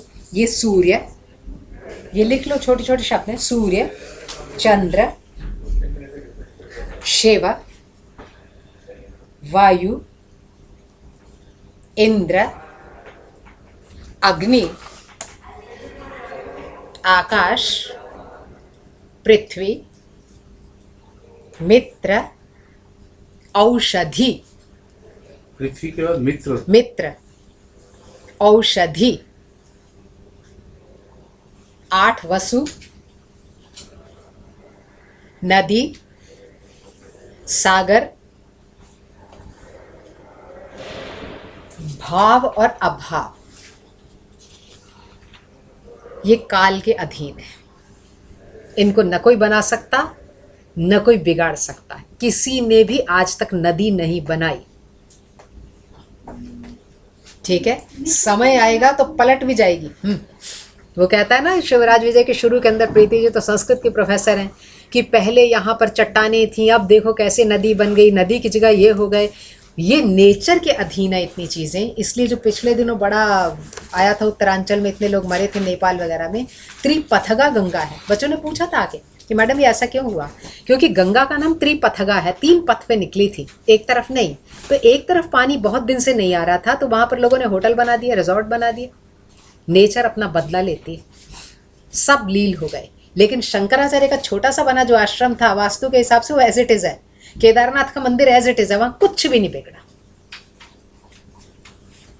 ठीक है। इसलिए हम नेचुरल जिंदगी को छोड़ करके जो है ना, कृत्रिम लाइफ को जीते हैं। इसलिए सारा शरीर के अंदर जो है हमारी वायु प्रवाहित होती रहती है, और वायु प्रवाहित होने के कारण इस शरीर का जो निकला हुआ शरीर है वो अधोमुखी ना हो जाए, और्ध्वदेहिक हो, ऊपर की ओर हो। ये कॉज है, और्ध्वदेहिक शब्द है, ऊपर की ओर जाना चाहिए उसे, नीचे की ओर नहीं। इसलिए सारी क्रियाएं की जाती है ताकि वो स्पेस में ऊपर चला जाए, नीचे की तरफ ना आ जाए। नीचे की तरफ आएगा तो जमीन से अट्रैक्ट कर जाएगा, जमीन से अट्रैक्ट करेगा तो वो भूत पिशाच बन जाएगा, फिर सबको तंग करेगा जहाँ जाए। इसीलिए बड़े बड़े खास काम के ऊपर जो है ना, जहाँ कब्रिस्तान होता है वहाँ नहीं घुसा जाता था, कहते थे वहाँ कुछ लग जाता है, ठीक। इसलिए यहाँ पर हम ऊर्ध्वदेहिक करते हैं, और प्राण निकलने का कारण ऑलरेडी बता दिया, ये कर्म विपाक है। अब जो आप निकले, 2 तरीके के लोग हैं। 8 वसु क्या बोला था आपने? 8 वसु गंगा से निकले थे ना। अच्छा। लास्ट जो है वो भीष्म है, जो बच गए थे। ये सब भी, ये सब काल के अधीन है। अभी काल श्राद्ध के अंदर दोबारा डिस्कशन करोगे। मित्र कैसे काल के अधीन है? मित्र के 2 रूप हैं प्रीति जी। एक तो मित्र जो है सूर्य को ही कह रहा है, और अगर आप इसका लौकिक अर्थ करो तो मित्र का अर्थ मैं तुम्हारी मित्र हूँ, ये भी काल के अधीन है। अपने अपने लोग बदल जाते हैं। जो पहले एक पार्टी में आए थे बीजेपी के, अब छोड़ के वहां चले गए हैं। अभी मित्र नहीं है। देख लो, पॉलिटिक्स में इसका क्लियर एग्जाम्पल है। मित्र अमित्र बन जाते हैं। मित्र अमित्र बन जाते हैं, अमित्र मित्र बन जाते हैं। आज तक किसी को ये नहीं पता है मेरा पक्का मित्र है, आज के ज़माने में बिल्कुल नहीं। प्रेमचंद की कहानी पढ़ो तो होता था कि उसने दोस्त की वो कर दी, अटेंडेंस भी लगवा दी। हम अपने और अब के स्टूडेंट्स में देख रहे हैं फ़र्क। मुझे पढ़ाते हुए 24-25 साल हो गए। शुरू में जो दोस्त होता था पक्का होता था हमारा, हम उसको बचाते थे। लेकिन अब तो वो ही सबसे पहले कह देता है कि वो नहीं आया, लगा दो उसकी एब्सेंट। सबसे पहले लगवा के जाता है बच्चा। बहुत फ़र्क हो गया, क्योंकि अब किसी पे भी भरोसा नहीं है। सोसाइटी ऐसी हो गई। पहले कॉलोनी में निकल के बच्चे इकट्ठे खेलते थे ना, अब कोई माँ निकलने नहीं देती, क्योंकि उठा के ले जाएगा कोई। सोसाइटी कैसे डिग्रेड हो रही है, लगातार नीचे नीचे गिर रही है, समाज नीचे जा रहा है। इसलिए कहीं आपका जो है वो अधोमुखी ना हो जाए, ऑर्थोदेहिक करने के लिए हम सारी की सारी क्रियाएं करते हैं। 2 तरीके की पर्सनालिटीज होती हैं। एक तो वो है अनाचारी, दुराचारी, झूठे, मिथ्याभाषी। ये सारे के सारे लोग कहते हैं इनको नरक की यातना भी पानी पड़ती है। और दूसरे इन सब यातनाओं से मुक्त सीधे चंद्रलोक को पहुंच जाते हैं। इसके अंदर मन का कॉन्सेप्ट है, क्योंकि मन जिंदा है। सारी चीज़ें हम सोच रहे हैं मन से। जो है स्वामी चिन्मयानंद की कहानी, शायद मैंने पहले भी एक बार सुनाई थी आपको, कि वो लड़की निकल जाती है, वो बाकी लोग नहीं देख पा रहे, लेकिन वो जो सेल्फ है वो तड़पता है। ठीक है, सारी दुख सारे दर्द मेरे मन को है, सारी थकान सारी प्रसन्नता भी मन को है। और इस प्रसन्नता को शेयर करने के लिए मैं आपसे पार्टी कर सकती हूँ, दुख को शेयर करने के लिए फ़ोन कर सकती हूँ, कोई किताब पढ़ सकती हूँ, मार्केट जा सकती हूँ, लेकिन ये इंद्रियां तो रही नहीं। अब अकेला वो जल रहा है। महादेवी वर्मा लिखती है, मधुर मधुर मेरे दीपक जल, अकेले आप जल रहे हैं। ठीक है, तो सब कुछ मन के साथ है। चंद्रमा मनसो जाता है। मन सीधा, यदि आप संयमी, सतर्क, सात्विक सब हैं तो सीधा चंद्रलोक जाता है, तो यातनाएं नहीं भोगनी पड़ती। लेकिन यदि दुराचारी, असंयमी, झूठे सब हैं तो उसे सब नरक भोगने पड़ते हैं। यदि आपको कभी मौका मिले, बिरला मंदिर में जाओ। आजकल वो बंद कर दिया लोग, क्योंकि सुसाइड करते हैं। बाहर जाके, बाहर वाले मंदिर में है ना, वहाँ पर जाके एक ग्राउंड आती है, यज्ञशाला बनी है वहाँ। यज्ञशाला के ऊपर एक स्टेयर्स है, वहाँ एक बड़ा सा कमरा है। हम बचपन में खेलते थे, तब इसकी बुद्धि नहीं थी, समझ नहीं आता था। इस साइड पे सब नरक है, इस साइड पे सारे स्वर्ग हैं। जस्ट हैव ए लुक, क्योंकि आजकल परमिशन के साथ ऊपर जाना पड़ता है, यूँ जाने नहीं देते। तो वो जो एक साइड सारे नरक हैं, नरक के अंदर कहता बेशुमार नरक हैं, लेकिन 7 इंपॉर्टेंट नरक हैं। नरक को यास कहता है नीचैर गमनम इति नरकम, नीचैह गमनम, अर्थात बार बार जो है, क्योंकि जो प्रेत है वो निकल करके सालों से वहाँ रहा, उसको बड़ी अट्रैक्शन होती है अपनी देह से। हमें निकलना हमें कोई हमारी किताब भी ले ले ना तो हम गुस्से में आ जाते हैं, लेकिन जिस बॉडी में हम लगातार रहे उससे अट्रैक्शन होती है। वो निकलना नहीं चाहता उसमें से, बिल्कुल निकलना नहीं चाहता। वो बार बार उसमें घुसना चाहता है, लेकिन वो हेल्पलेस होता है। कभी वो नीचे अधोमुख ना हो जाए, इसलिए ऑर्थोदेहिक किया जाता है। और 7 नरक हैं, अगर आप चाहें तो नाम लिख लें, ना चाहें तो छोड़ देते हैं इतने हिस्से को। रौरव है, महारौरव है, लिखने हैं नाम? नहीं लिखने। अतिशीत है, निकृंतन है, अप्रतिष्ठ है, असिपत्रवन है, तप्तकुंभ है। ये 7 जो है नरक हैं, और ये यम के राज्य के अंदर हैं।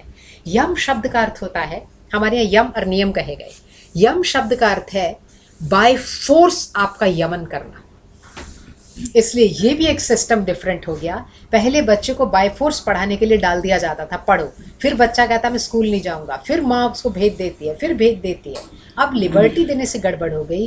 पहले यम के बाद नियम आते हैं। पहले बच्चे को बोला कमरे के बाहर नहीं जाना, अब अंदर बैठ के वो क्या करे, ये नियम है। ठीक है, अब उसको किसी चीज़ में लगाओ। इसलिए यम लोक का अर्थ है कोई नहीं जाना चाहता, लेकिन वो जबरदस्ती ले जाता है, इसलिए उसको यमलोक कहते हैं, जहां आपके मन की इच्छा बिग जीरो में तब्दील हो जाती है। आप जो चाहते हैं वो नहीं हो पाता, इसलिए हम उसको बोलते हैं यमलोक और यमराज्य। और उसके बाद ये भी गणना में बोला कि एक एक दिन उसका 100 साल के बराबर है। यदि नरक उसे प्राप्त हुआ तो दोबारा से फिर 84 लाख योनियाँ उसे भोगनी पड़ती हैं। 84 लाख योनियाँ भोगने का मतलब है शुरुआत उसकी तिर्यक योनि से होती है, जो सबसे निचली योनि है। कीट योनि, तिर्यक योनि, मच्छर पैदा हुआ, गोबर में कीड़ा पैदा हुआ, उसका क्या यूज़ है भाई, मर गया, खत्म। ठीक है, ये सिर्फ भोग योनियाँ हैं। इसलिए मनुष्य की योनि सबसे अच्छी योनि है, इसके अंदर हमें बुद्धि मिली है। और संसार में सबसे बड़ा जो है ना आपको जो गिफ्ट है वो आपकी बुद्धि है। इसलिए भगवान कृष्ण गीता में कहते हैं बुद्धि योगम ददाम्यहम, ऐसे व्यक्ति को मैं श्रीमान के घर में जन्म देता हूँ और बुद्धि योग देता हूँ। श्रीमान डजंट मीन इन कॉइन्स, श्रीमान का मतलब शोभायमान, श्री का अर्थ है शोभा। हम हर एक का नाम ना हमारे धर्म में लिखा है कि क्या बोलो, श्री अजय जी, श्रीमती XYZ, सुश्री, हमारे तो हर एक को भगवान माना जाता है। इसलिए शोभा से युक्त जो है उसको श्रीमान कहते हैं, चाहे वो एक कुटिया में क्यों ना हो। और दूसरा, उसे बुद्धि दे करके पैदा करता है। संसार में जिंदगी का उद्देश्य बुद्धि को प्रखर करना है और कुछ भी नहीं। इसलिए अब जो पिल्लई सर की बात बता रहे हैं सर, वो क्या है कि 94 ईयर में भी बुद्धि के काम में लगे रहते हैं। फर्स्ट फ्लोर चढ़ के जाते हैं। हाँ, अभी आज सर ने बोला आप एक बार उनसे मिलने जरूर जाना, कर जाऊंगी। Every day he is there. हाँ। मॉर्निंग सीढ़ियां चढ़ के फर्स्ट फ्लोर हर फंक्शन। लाइफ का टारगेट सिर्फ बुद्धि को चेतन करना है और कोई टारगेट लाइफ का नहीं है। इसलिए दूसरी ओर सात्विक व्यक्ति सीधे जो है चंद्रलोक को चले जाते हैं। चूंकि मरने के बाद मार्ग लंबा है वहां तक जाने का, it takes a long time. इसलिए जो व्यक्ति है उसके पीछे दान इत्यादि, क्योंकि और कोई मेथड बचता नहीं, और कोई मेथड नहीं है जिसके कारण हम वहां तक पहुंच सकें। इसलिए दान इज द ओनली मेथड। जो जो चीज़ उसे पसंद है, जो जो चीज़ उसको अच्छी लगती है, उसका हम क्या करते चलें, उसके निमित्त उसका नाम लेकर के दान देते चलें। और इस दान के अंदर 10 चीज़ें जो है वो गिनी गई, सबसे इम्पॉर्टेंट है, यही प्रायश्चित कर्म जो है करवाती है। कौन सी 10 चीज़ें जो दान सबसे बड़ा है? दान किसी को भी कर सकते हैं, पंडित को? दान देखो, हमारे देश के अंदर जो दान है ना, हम तो ज्योतिषी आदमी हैं, हर एक के लिए शुक्र का दान महिलाओं को करो, बुध का दान कुंवारे लड़कों को करो, सबका हिसाब है। लेकिन ये वाला दान जो जन्म से, कर्म से, आचरण से ब्राह्मण हो, उसको किया जाता है,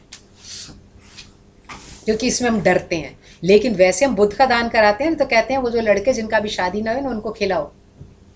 हमारे यहाँ हर एक का इतना अच्छा धर्म बना हुआ है, हर एक सोसाइटल एस्पेक्ट ना धर्म के अंदर लपेट के दिया है, चाशनी डाल के, ताकि सोसाइटी अच्छी बनी रहे। और लोग जो है ना, और सब किसको 10 बार कह दो ना तुम इससे बात ना करो, अगर धर्म बता दे ना तो नहीं करेंगे हम बात, वैसे हम करते रहेंगे। गो, भूमि, तिल, हिरण्य, आज्य, वासो, धान्य, गुड़ास्तथा रजतम, लवणम चैव दानानि 10 वै विदुः।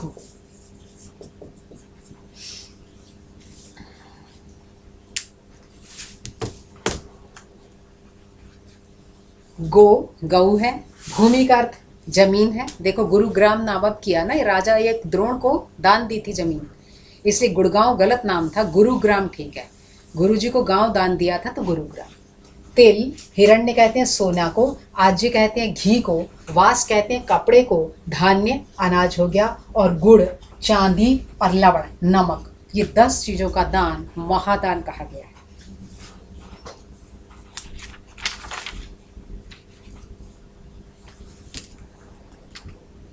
ठीक है, इनमें से जो पहला है वो सबसे ज्यादा श्रेष्ठ है। जैसे गो श्रेष्ठ है, इसलिए आज भी वो बचा हुआ है। जब लड़का कन्यादान के लिए बैठता है ना, तो पहले उसके हाथ से गोदान करा देते हैं। कहते हैं तुम इतना बड़ा दान लेने जा रहे हो, पहले गोदान करो, क्योंकि ये सबसे बड़ा दान है।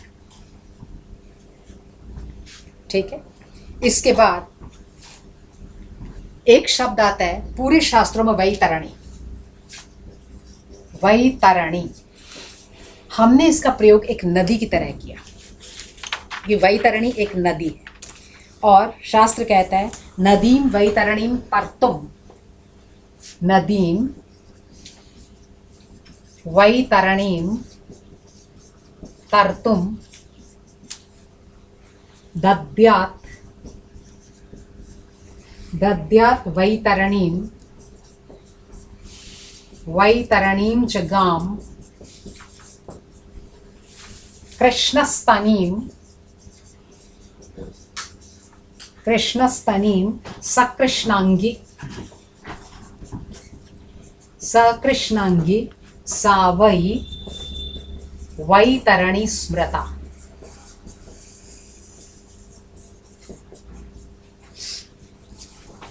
कहते हैं यमराज का मार्ग बड़ा ही मुश्किल है, बड़ी ही दूर है, और बीच में एक वैतरणी नदी पड़ती है, इसलिए वैतरणी गाय को शव का हाथ लगा के दान कर देना चाहिए। अभी भी जो है वहां पर वो उसके लिए निमित्त पैसा ले लेते हैं। वैतरणी गाय कौन सी है? जो काले रंग की हो, और यहाँ तक कि कृष्णस्तनी, उसके थन भी काले हों। काली गाय का बहुत ज़्यादा महत्व है हमारे धर्म में, काले घोड़े और काली गाय का। ये जो हाँ काले कुत्ते को रोटी, हाँ, शनि के लिए काले कुत्ते को, काले गाय घोड़े का भी बड़ा महत्व है। वो जो नहीं पहनता वो स्टेट बैंक का जो सर्कल टाइप बना है शनि के लिए, ये काले घोड़े की नाल से बनता है। चांदनी चौक में उसने एक घोड़ा रखा, उसके ऊपर डाई लगा के काला बना रखा उसने।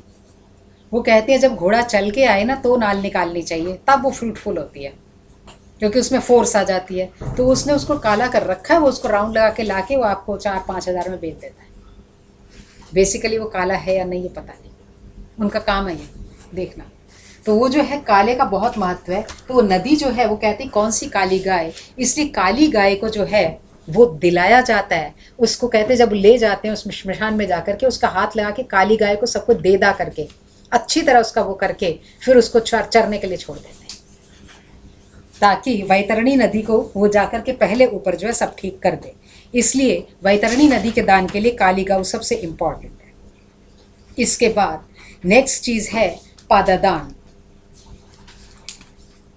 और जो कहते हैं जीवित अवस्था के अंदर ही अगर इन चीज़ों का 10 चीज़ों का दान करो तो भी बहुत पुण्य का संचय होता है। बाद में जो है कष्ट कम से कम आते हैं लाइफ में, अगर जीवित अवस्था में इन चीज़ों का दान जो है साथ साथ में किया जाता रहे।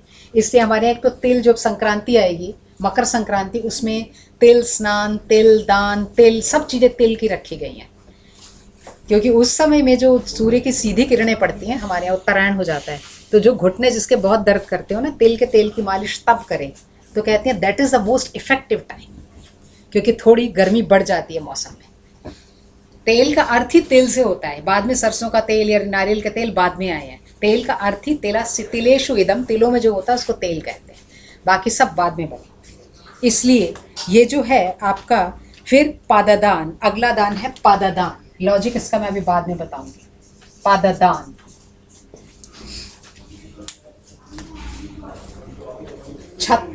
छत्रोपानः, छत्रोपानः,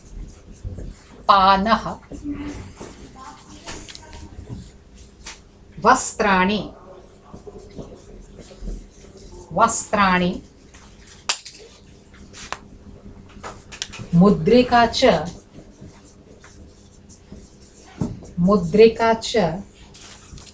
कमंडलुः,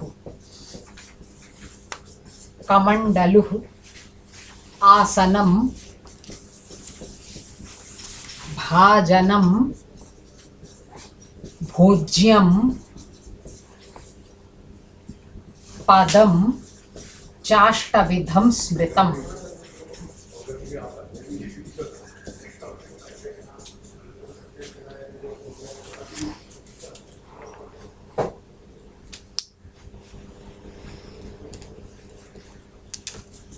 चूंकि मार्ग बहुत दुर्गम है वहां तक पहुंचने का अतिवाहिक शरीर के लिए, तो हम सिंबलाइज करते हैं बैठ करके कि पूरे शरीर के अंदर आँख, कान, नाक, पैर, हाथ सब वैसे ही होंगे।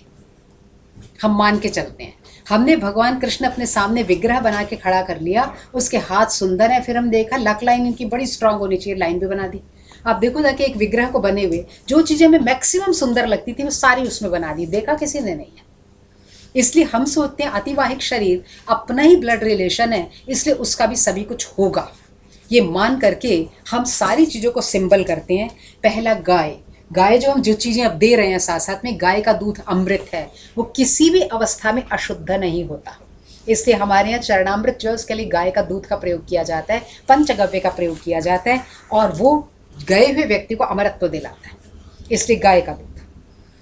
तिल आदि जो दान करते हैं ये गंधर्व लोग कहते हैं, रास्ते में गंधर्व लोग कोई पड़ता है जहाँ पर वो बेचारा इतनी दूर जाता है तो थक जाएगा, जहाँ पर उसको थोड़ी देर के लिए गाना बजाना ये सब चीज़ें होंगी, कुछ अच्छा होगा, तो उसके लिए वो तिल का दान साथ में करता है खाने के लिए। उसके बाद भोजन और आसन, ताकि उसकी यात्रा सुखपूर्वक हो जाए। फिर जल से पूर्ण कलश भी साथ में, जल से पूर्ण घड़ा दिया जाता है ताकि रास्ते में प्यास लगे तो वो उसको पी सके, ठीक है। इसी तरह तिल से भरा पात्र मन, वाणी और शरीर से जितने उसके अशुद्ध कर्म हुए वो सारे जल जाएं, ठीक है। ऐसी सारी चीज़ें जो हैं एक एक करके उसने दिया। इवन तालपत्र पंखा भी दिया जाता है ताकि रास्ते में हवा भी उसको ठंडी लगे, ठीक। अब इसका मैं अगले में आगे करती हूँ। छत्र का अर्थ है छाता, उपानह जूते, वस्त्र कपड़ा, मुद्रिका अंगूठी, कमंडल, आसन, भोजन, ये 8 चीज़ें जो हैं पददान कही गई। अब व्यक्ति को सदा मृत मान करके जो पुत्र मित्र आदि हैं उसे पहले शुद्ध करते हैं। शुद्ध स्नान से उसका स्नान कराया गया। स्नान करा करके उसको बिना स्टिच्ड कपड़े के साथ आच्छादन कर दिया गया, क्योंकि कहा जाता है अब ये नई जिंदगी में जा रहा है। जैसे छोटा बच्चा पैदा होता है ना, उसको नए कपड़े अच्छे से पहनाते हैं, हम उसका आगमन करते हैं, तो जाते भी नई जिंदगी है, इसलिए ऐसे दिया जाता है। सुगंधित पदार्थों का अनुलेपन किया जाता है। दूसरे केस के अंदर ये जो बॉडी है वो किस तरह मैक्सिमम अच्छे तरीके से विदा हो सके उसके लिए किया। और जहाँ पर मृत्यु हुई है वहाँ एकोद्दिष्ट श्राद्ध पहले किया जाता है। एकोद्दिष्ट श्राद्ध, एकोद्दिष्ट शब्द है एक को ही उद्दिष्ट करके, एकोद्दिष्ट, एकोद्दिष्ट श्राद्ध।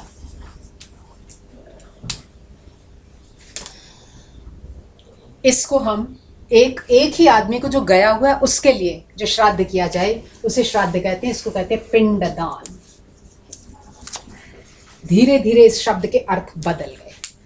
पिंड का अर्थ होता है ऐसे एक जिसको जस्ट टाइप केक, पिंड, जैसे आटे को गूंथा वो पिंड में बदल गया। तो 3 चीज़ें पिंड के लिए धर्मानुसार कही गई, या तो जौ, सत्तू, या तो चावल और या तो शाक। लेकिन पूरे 13 दिन वही चीज़ प्रयोग में आनी चाहिए, ठीक है। तो पहला पाथेय जो है उसको हमने पहला पिंडदान यहाँ किया। इससे जो काम कर रहा है, जो हेड ऑफ दी मतलब जो बड़ा बेटा है जो ये काम कर रहा है उसको हम लीड करना कहते हैं, लीडर है, उसका अन्नदान का संकल्प पूरा हो जाता है कि जाते हुए व्यक्ति को पहला पिंडदान यहाँ पर दिया जाता है। इसलिए 6 पिंड स्थान है। पहला पिंड स्थान जहाँ पर मृत्यु हुई उसको हम कहते हैं शव पिंड।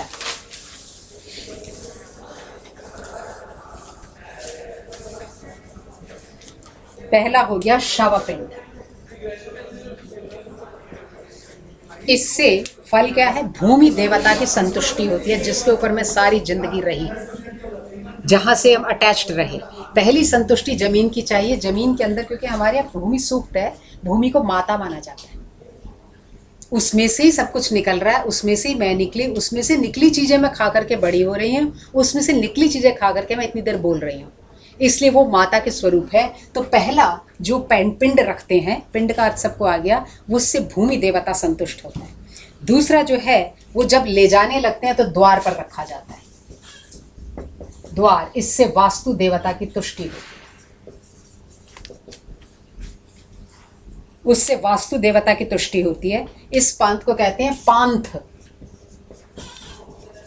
एक चीज याद रखनी है कि जितनी मृतक की क्रियाएं वो सारी अपसव्य ढंग से होंगी, दक्षिण दिशा में होंगी।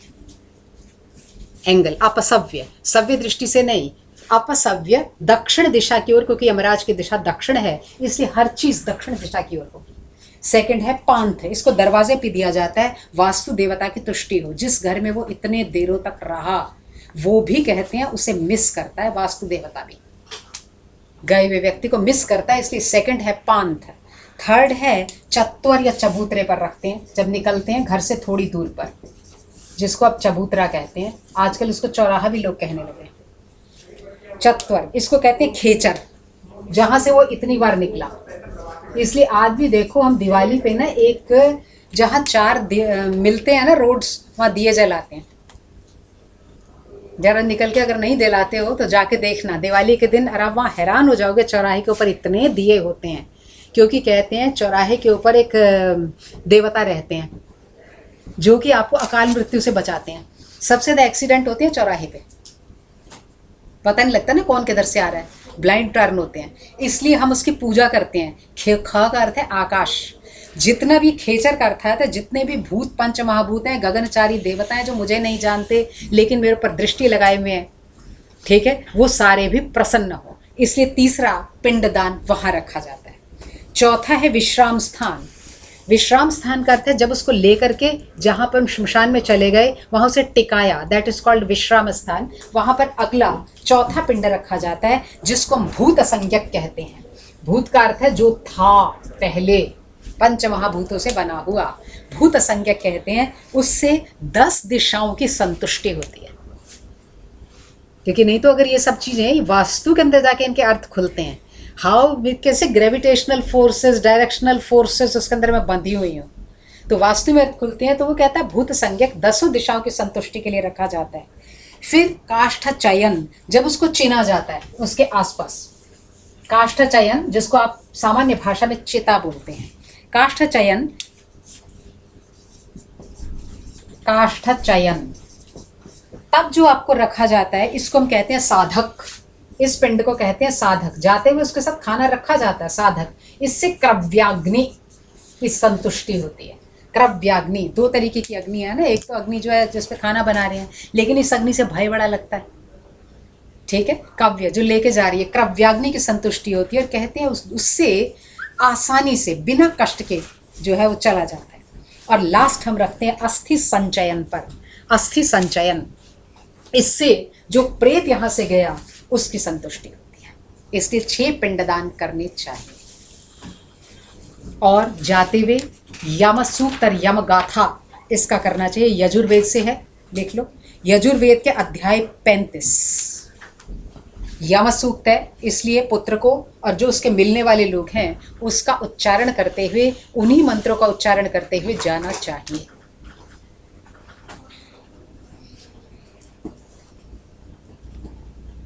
ठीक।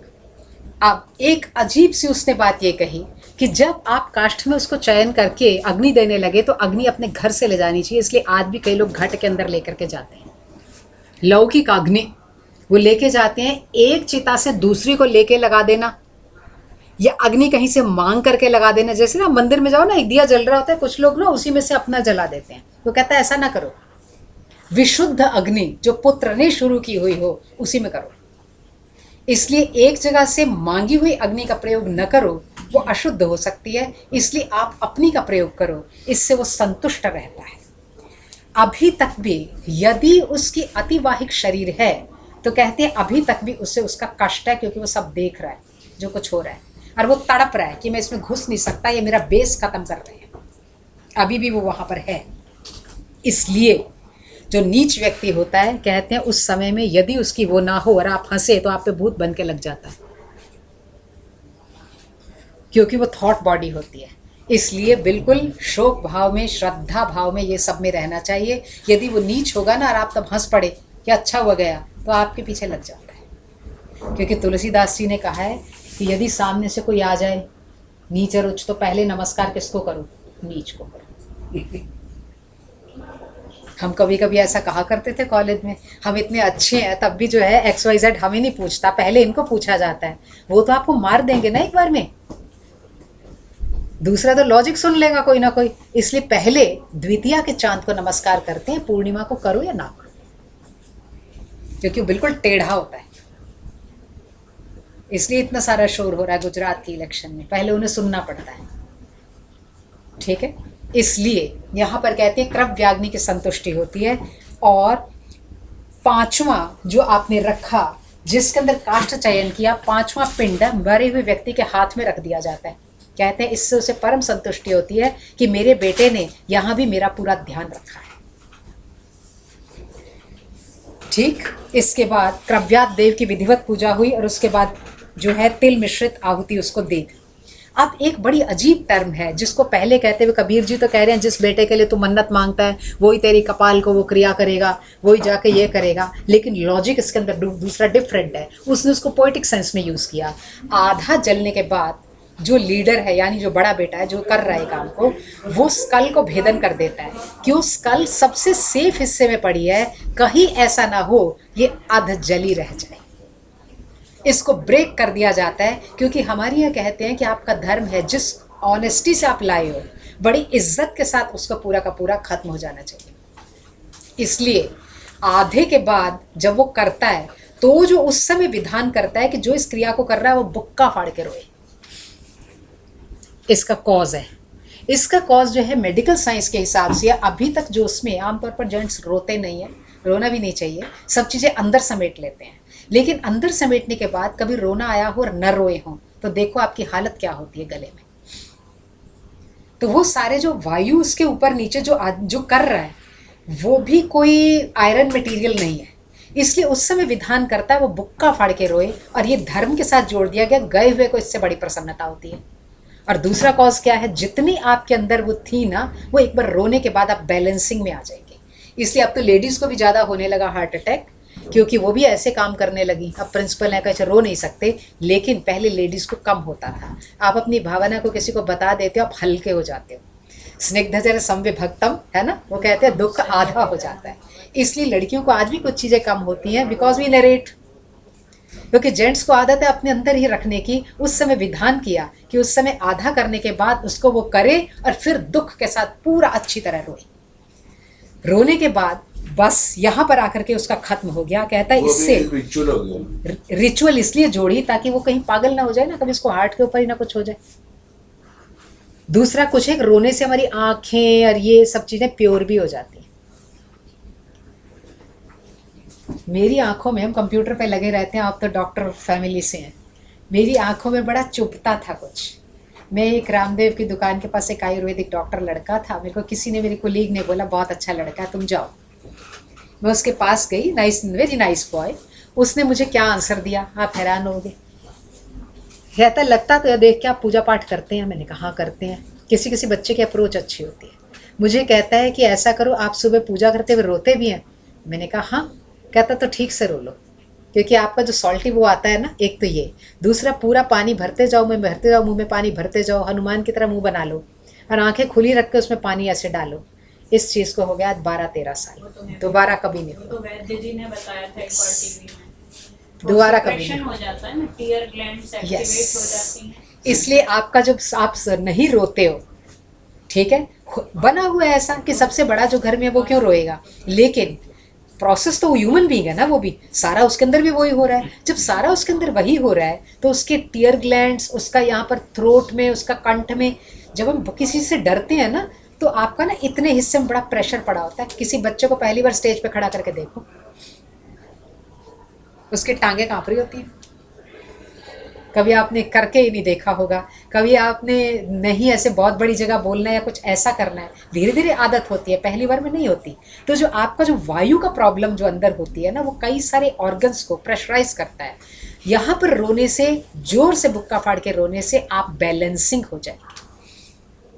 अभी के अग्रवाल का एक आर्टिकल था ना, जो हार्ट स्पेशलिस्ट है, वो कहता हमारे 13-13 दिन तक जो आफत रखी हुई है ये इसलिए रखी हुई है, बाहर के में नहीं होते तो वो अंदर साथ लेके चलते हैं उसे।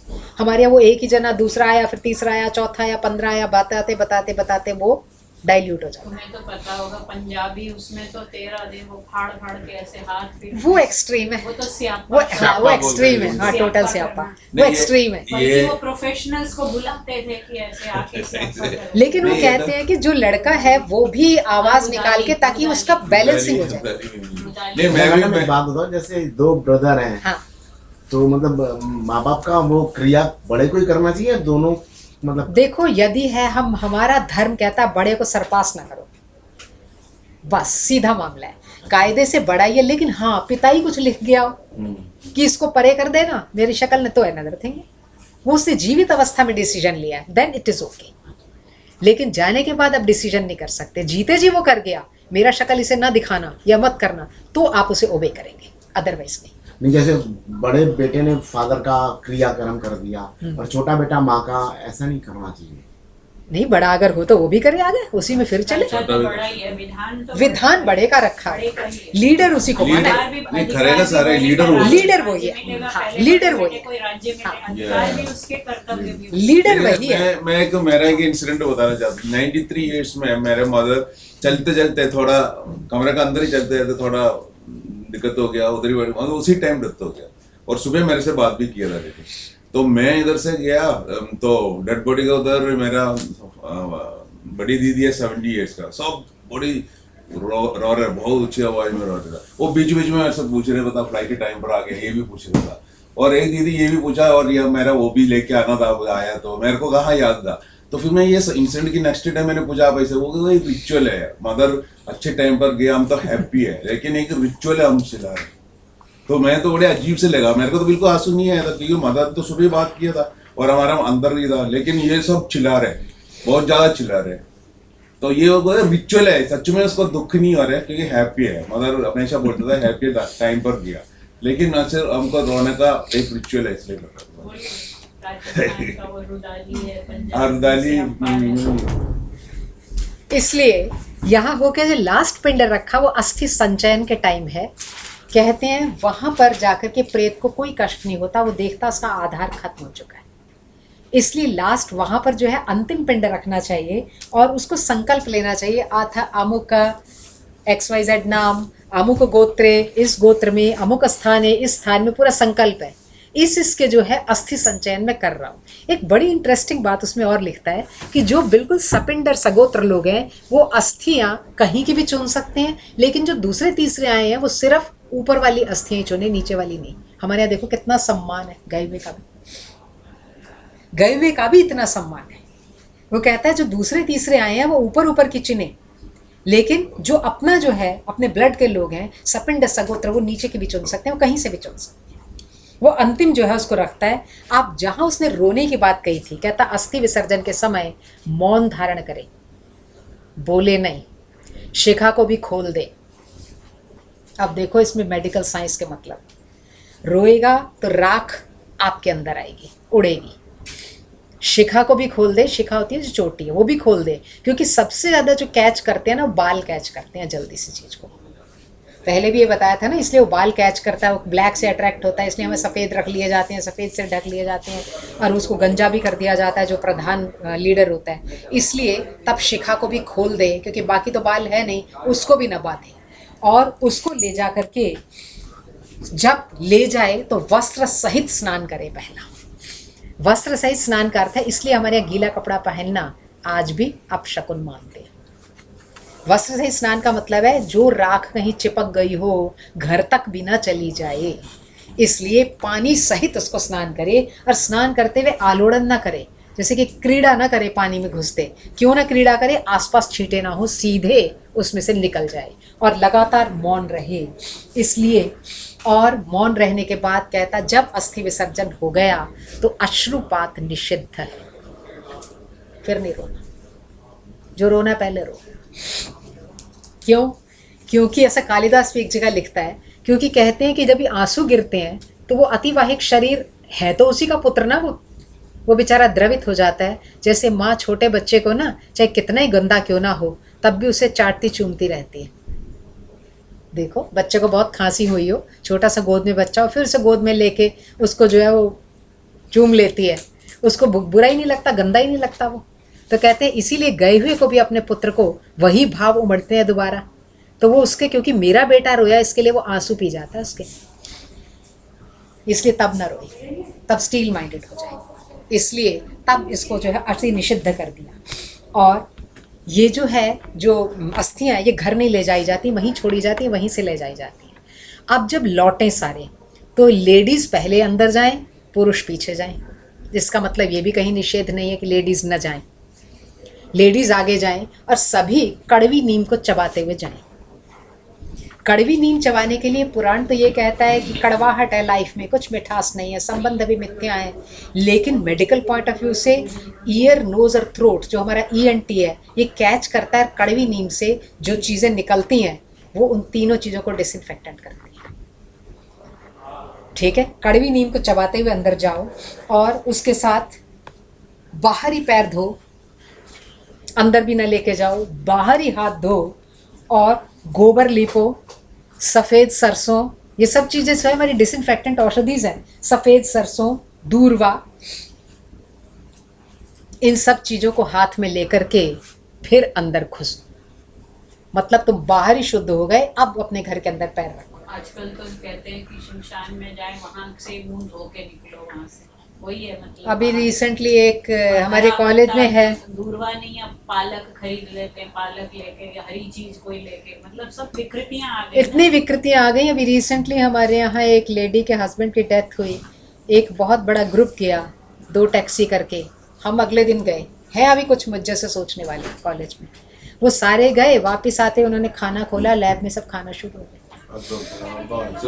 और जो उन्हें लेके गया वो लड़का इतना परेशान बेचारा, कहता मैडम आप सबको सब कह देते हो, या नहीं कह सकते। मैंने कहा बेटा क्या कहूँ। हमारे यहाँ मैडम जब वो जला के आते हैं ना, तो द्वार पे लोह, पत्थर, यस, पत्थर में पैर, बिल्कुल ठीक कहा है। हाँ, मिर्च और नीम का पत्ता। नीम का पत्ता तो चबाना चाहिए, कड़वी नहीं। चीज वहाँ होता है, स्नान करने वाले जो आते हैं जला के, चाहे किसी के घर के भी लोग गए हो गाँव से, वो सब अपने अपने घर के उनके घर वाले रखे रहते हैं। यस, वो आएंगे और सबको स्पर्श करेंगे, मिर्ची थोड़ा मुंह पे लेंगे, वो लेंगे, फिर अपना हाथ पैर धोके घर को जाएंगे। सारी चीजें वो हैं जो आपके एंजाइम्स और सबको जो है ना वो ठीक कर दें दोबारा से। कड़वी नीम बड़ी कड़वी होती है, अंदर तक सब बोले जाती है, इसलिए बहुत सारी बीमारियां नहीं होती। ये जो है ये सब मेडिसिनल पर्पज से रखा है। और जो अस्थि संचयन के अंदर भी ये चीज़ें इसलिए रखी हैं क्योंकि राख तो इकट्ठी करते हुए उड़ेगी उड़ेगी, तो आगे बेटे को ना हो जाए। अश्रुपात भी इसलिए निषिद्ध किया गया ताकि जाते हुए को कष्ट ना हो। कहते हैं उसका वो शरीर, उसको वो अपना बेटा वो ही बचपन का याद आ जाता है और उसके आंसू पोंछना चाहता है कि इस चीज़ को छोड़ दे, तो आंसू भी पी जाता है, इसलिए उसे कष्ट ना हो। और घर में घुसते हुए धीमे से घर में घुसें, आचरण उसने इतने अच्छे तक बताया। और उसके बाद जो ये चीज़ें हैं, 2 साल से छोटे बच्चे का डेथ हो तो कुछ नहीं है करना, क्योंकि वो सिर्फ एक योनि को प्राप्त करने के लिए आया और चला गया, उसका कोई कर्म इत्यादि आपके साथ नहीं है, इसलिए तब ये सब चीज़ें निषिद्ध है, उसको सिंपल दफना दिया जाता है। और लास्ट में हिस्सा है, जो कुछ भी विधि पूर्वक ना हो जाए तो कृच्छ्र व्रत एक यजुर्वेद के अंदर आता है, 3 दिन का व्रत है। कहता है यदि मान लो कोई युद्ध में मारा गया, तुमको कुछ पता ही नहीं लगा, कुछ हो गया, तो आपको कुछ भी मालूम नहीं, विधि विधान नहीं कर सकते, तो पिछले वाले लोगों को क्या करना होगा, कृच्छ्र व्रत, दिस इज ए उपवास फॉर 3 days, डिफरेंट तरीके के अंदर, ये भी आपको यजुर्वेद में मिलेगा।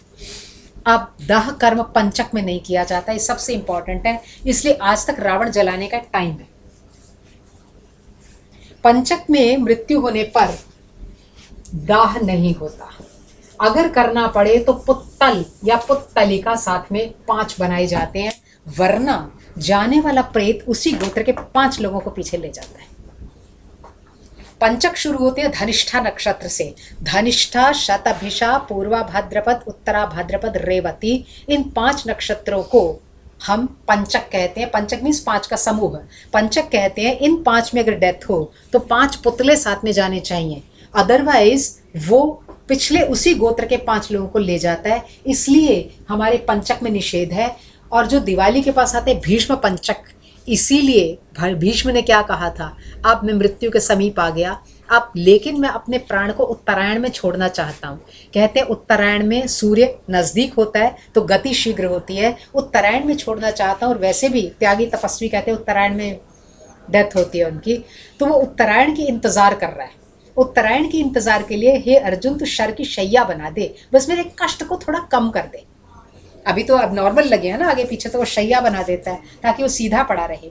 और 5 दिन भीष्म पंचक कार्तिकी पूर्णिमा पर खत्म होते हैं, तो 5 दिन के बाद जो भीष्म पंचक हैं वो सबसे स्ट्रॉन्ग पंचक, ठीक है, वो भीष्म मतलब भयंकर, वो पंचक है। उसके बाद कार्तिकी पूर्णिमा पे हम 360 बत्तियां, आपने देखा होगा बनारस वगैरह के घाट के ऊपर होती हैं, एक नारियल के अंदर लेके, नारियल सूखा नारियल, उसको लेके उसमें लेडीज करती हैं, लॉजिक किसी को नहीं पता पर देखने में बड़ा सुंदर लगता है।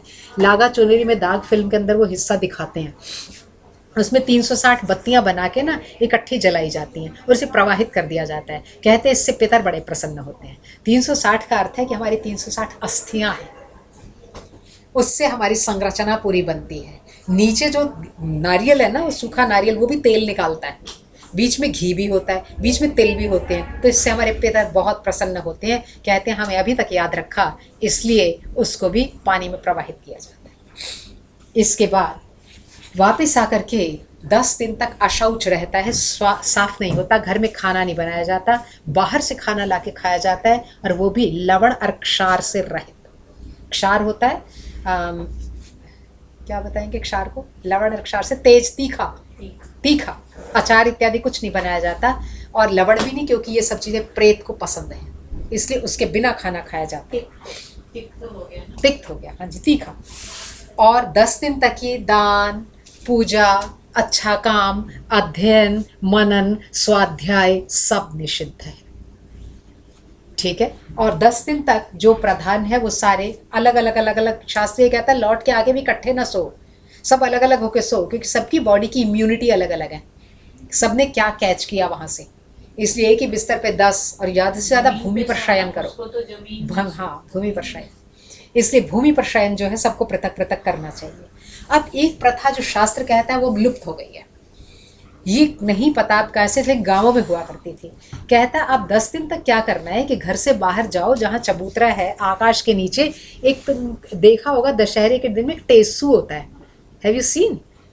किसी ने देखा? उन्होंने देखा है, एक टेसू टाइप चीज होती है, दैट इज एक लकड़ी ऐसे होती है, एक लकड़ी ऐसे होती है, एक ऐसे 3 डायमेंशनल है, इसके ऊपर यहाँ पर कहता है टेसू टाइप 3 लकड़ियां बना के रख दे, और हर शाम को वहां जाके एक दिया रखे चौराहे पे, ताकि अगर मान लो आ रहा हो वापस तो उसका मार्ग प्रज्वलित रहे।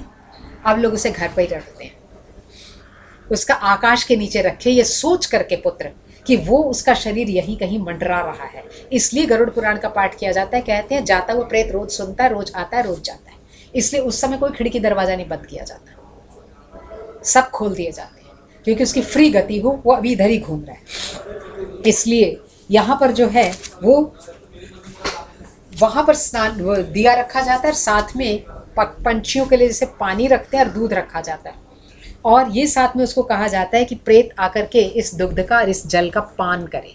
धीरे धीरे गाँवों में वो हिस्सा जो है ना वो फिर ऐसा ही हो जाता है कि यहाँ पर भूत आते हैं या प्रेत आते हैं, क्योंकि they use all those things for this. हर रोज 10 दिन तक उसको जल दान दे। हमारे यहाँ जल दान की इतनी महत्ता है कि पूछो मत। जल दान सबसे बड़ा दान है। इसको पढ़ के मुझे ऐसा लगा कि इसका मतलब जो पानी ठंडा बेच रहा है वो तो कई युगों तक नरक की यातना प्राप्त करेगा।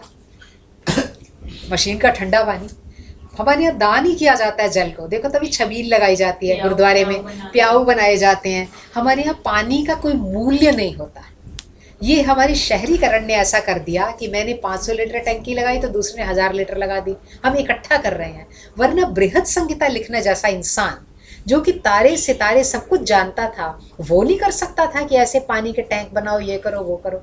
नहीं, वो भी कुएं के पास घर रखता है, सिर्फ उतना रखता है। कईयों की नौकरी भी छीनी, कई कहार होते थे तो पानी लाने का काम करते थे गाँव में, उनकी नौकरियाँ भी गई। वो लाया करते थे, सबके घर में भरते थे, तो उनका भी एक प्रोफेशन बना हुआ था, उनकी एक कॉलोनी बनी हुई थी। वो सब अब लुप्त हो गए। और जब से हमने पानी का स्टोरेज शुरू किया, पानी की त्राही त्राही हो गई। तो पानी में इन्फेक्शन भी होने लगा, तब से बहता रहता था। यस, इन्फेक्शन हो गया। पानी जो है वो त्राही त्राही होने लगी, क्योंकि मैं ज़्यादा स्टोर करूँ, क्या पता 4 दिन ना आए, तो अगले ने 5 दिन की स्टोरेज कर ली। तो हमारा आपस में होड़ मची हुई है और कई जगह पानी पीने को नहीं मिल रहा, but we are doing all those things. Car धोते रहते हैं लोग। इसलिए पानी के अंदर जो है उन्होंने उसके ऊपर किसी का वो नहीं किया। जलदान महादान है। इसलिए आज भी हमारे यहाँ प्याऊ लगाने का, बगीचा लगाने का, उपवन लगाने का, खेत लगाने का दान सबसे बड़ा दान है। कहते हैं वो युगों युगों तक आदमी के साथ रहता है। इतना दान सोने को करने का नहीं है जितना इन चीज़ों को करने का है। इसलिए जल जो है रोज उसको एक एक अंजलि जल बढ़ा बढ़ा के दे। जैसे छोटा बच्चा बड़ा हो गया, इतना दूध दिया, अगले दिन इतना दिया, इतना दिया, तो ऐसे उसको अंजलि होती है, ये अर्पण करते हुए जल दे। क्योंकि जाता आदमी को प्यास लग गई, एक दिन, अगले दिन 2, अगले दिन 3, अगले दिन 4, ऐसे बढ़ा करके उसको जो है दान दे, एक एक अंजलि बढ़ाए। इस तरह 6 पहले पिंड रखे थे, 10 अब रखे, तो मिला के हो गए 16। इसको कहते हैं हम षोडशी। इसलिए मलिन षोडशी 16 दिन में पूर्ण होती है। मलिन षोडशी, ये शब्द पूरा करता है। मलिन षोडशी 16 दिन के अंदर जो है वो पूरी होती है। ये जो 16 है, जो हम 10 दिए, इसके कहते हैं 4 हिस्से बढ़ जाते हैं। पहले 2 भाग अतिवाहिक शरीर खाता है, तीसरा भाग यमदूत जो ले जा रहे हैं, और चौथा उससे मृतक स्वयं तृप्त होता है। 4 हिस्सों में बढ़ जाता है, क्योंकि जो ले जा रहे हैं वो भी थक गए हैं, वो ज़्यादा तंग ना करें, इसलिए जो है किया जाता है पिंडदान। अब दूसरे कॉज के अंदर पिंड का अर्थ है शरीर। हम ये मान के चलते हैं माँ के बच्चा गर्भ में आया, कहता है सेम प्रोसीजर यहाँ होता है। माँ का बच्चा गर्भ में आया, माँ ये नहीं कहती कि मैं तो ऐसे ही रहूँगी, मैं नहीं कुछ करती। उस समय माँ ने जो जो पहले नहीं किया वो सब भी करती है। क्यों? पूरे अंग प्रत्यंग का निर्माण सही तरीके से हो जाए। तो अब जो गया है उसका अगला भी एक जन्म होगा, तो वो कहते हैं 10 दिन तक पहला जो हम देते हैं पिंडदान, वो प्रेत के शिरोभाग का निर्माण होता है। सेकंड जो पिंडदान देते हैं उसके कान, नाक, आँख इत्यादि बनती हैं। तीसरा जो देता है वो कंठ, स्तंग, स्कंध, बाहु इत्यादि बनते हैं। चौथा से नाभि, लिंग, गुदा भाग बनता है। 5वें से जानु, जंघार, पैर बनते हैं। 6ठे से सारे मर्मस्थल बन जाते हैं। 7वें में नाड़ी संस्थान बनता है। 8वें में दांत और लोम निकल आते हैं। और 9वें में उसके अंदर वीर्य और ऋतु, इस चीज़ का प्रवाह होता है। और 10वें के अंदर शरीर की पूर्णता हो जाती है, उसे भूख लगने लगती है और प्यास भी लगने लग जाती है। सवाल पूछता है तुम्हें कैसे पता लगा? तो उत्तर देता है जैसे माँ के अंदर एक दोहरित इच्छा होती है। कहते हैं जब उसने कंसीव किया होता है ना, उसने जो चीज़ कभी नहीं खाई ना, कभी कभी उसका खाने का दिल करने लगता है। कभी जिंदगी में नहीं वो खाई है, उसका खाने का दिल कर रहा है, तो खाने के दिल से खाती है माँ, तृप्ति होती है बालक की। कहते हैं अगर उसे तब वो ना खाने दो तो बालक उसी चीज़ का लालची बन जाता है। हाँ, जो भी है, हाँ। इसलिए जो है हमारे यहाँ बड़ी, मतलब जिसको बोलते हैं ना, उपजाऊपना है। मनुष्य में भी, खेती में भी, सामान में भी, सोच में भी बड़ा जबरदस्त साइंस है। और फिर उसके बाद कहता है 11वें दिन क्या करो कि वृषोत्सर्ग करो। ये भी बड़ी अच्छी इंपॉर्टेंट चीज़ है। 11वें दिन वृषोत्सर्ग। ये सब गरुड़ पुराण से बता रही है मैडम, गरुड़ से बता के यजुर्वेद से वेरीफाई किया। अथर्व में ज़्यादा इंटरेस्टिंग नहीं निकला, यजुर्वेद में इंटरेस्टिंग निकला। तो गरुड़, हाँ, बेस फिर वहीं से ढूंढा। अब वृषोत्सर्ग, वृष बोलते हैं बुल को। इसका मतलब है सोसाइटी के अंदर ये भी छोड़ने पड़ेंगे। कहते हैं 4 बछड़ों वाला वृष जो है ना, सबसे बड़ा दान है। क्यों? इससे जो है प्रसन्न होता है। और ये इसके अंदर बड़ा ज़्यादा वेरिएशन है। कहते हैं इसको कोई भी कर सकता है, बेटा भी कर सकता है, पोता भी कर सकता है, दौहित्र भी कर सकता है, जो भी सगोत्रीय भी कर सकता है। जिसकी सामर्थ्य हो और जिस सब हो उसके निमित्त उसका दान कर दे। दान कुछ नहीं करना, लेके उन्हें खिला पिला के पूजा करके उन्हें छोड़ देना है, बस। दूसरे केस में क्या है, वृष के अधिक होने से, क्योंकि ज़्यादा लोग उन्हें बैल में कन्वर्ट कर देते हैं ना, तो गाय आगे कैसे बढ़ेगी? एक एक चीज़ साइंटिफिक रखी हुई है। तो गाय आगे कैसे बढ़ेगी? गाँवों में ना सारे वो बैल ले लेकर ना बैल बना देते हैं उन्हें, फिर आगे जनरेशन कैसे होगी?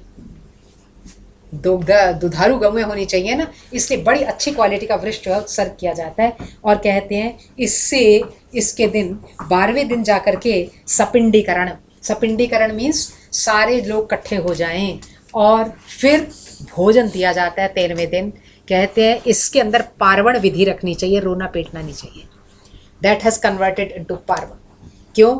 अब वो जो है उसका और रूप हो गया, हमारे बीच में नहीं है, वो पार्वण विधि के अंदर करना चाहिए। और ऐसा शास्त्र मानता है कि 13वें दिन प्रेत भी उन सबके साथ खाना खाता है और बड़ा प्रसन्न होता है, इसलिए अच्छी तरह भोजन बना करके उसको खिलाना चाहिए।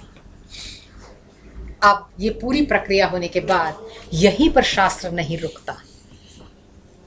पूरे 1 साल होने तक हर उस तिथि को, तिथि का अर्थ है जो चंद्रमा की तिथि है, जैसे पंचमी को डेथ हुई, अष्टमी को हुई, तो पंचमी के दिन ही, अष्टमी के दिन ही, क्योंकि हमारी जो तिथियां वो चंद्रमा से चलती हैं और मन भी चंद्रमा से चलता है, इसलिए जितने भी त्योहार हैं हमारे वो सारे के सारे चांद्रमास से गिने गए, क्योंकि मन से गिने गए। अमावस्या को, करवा चौथ, दुर्गाष्टमी, अष्टमी सब मन से गिने गए।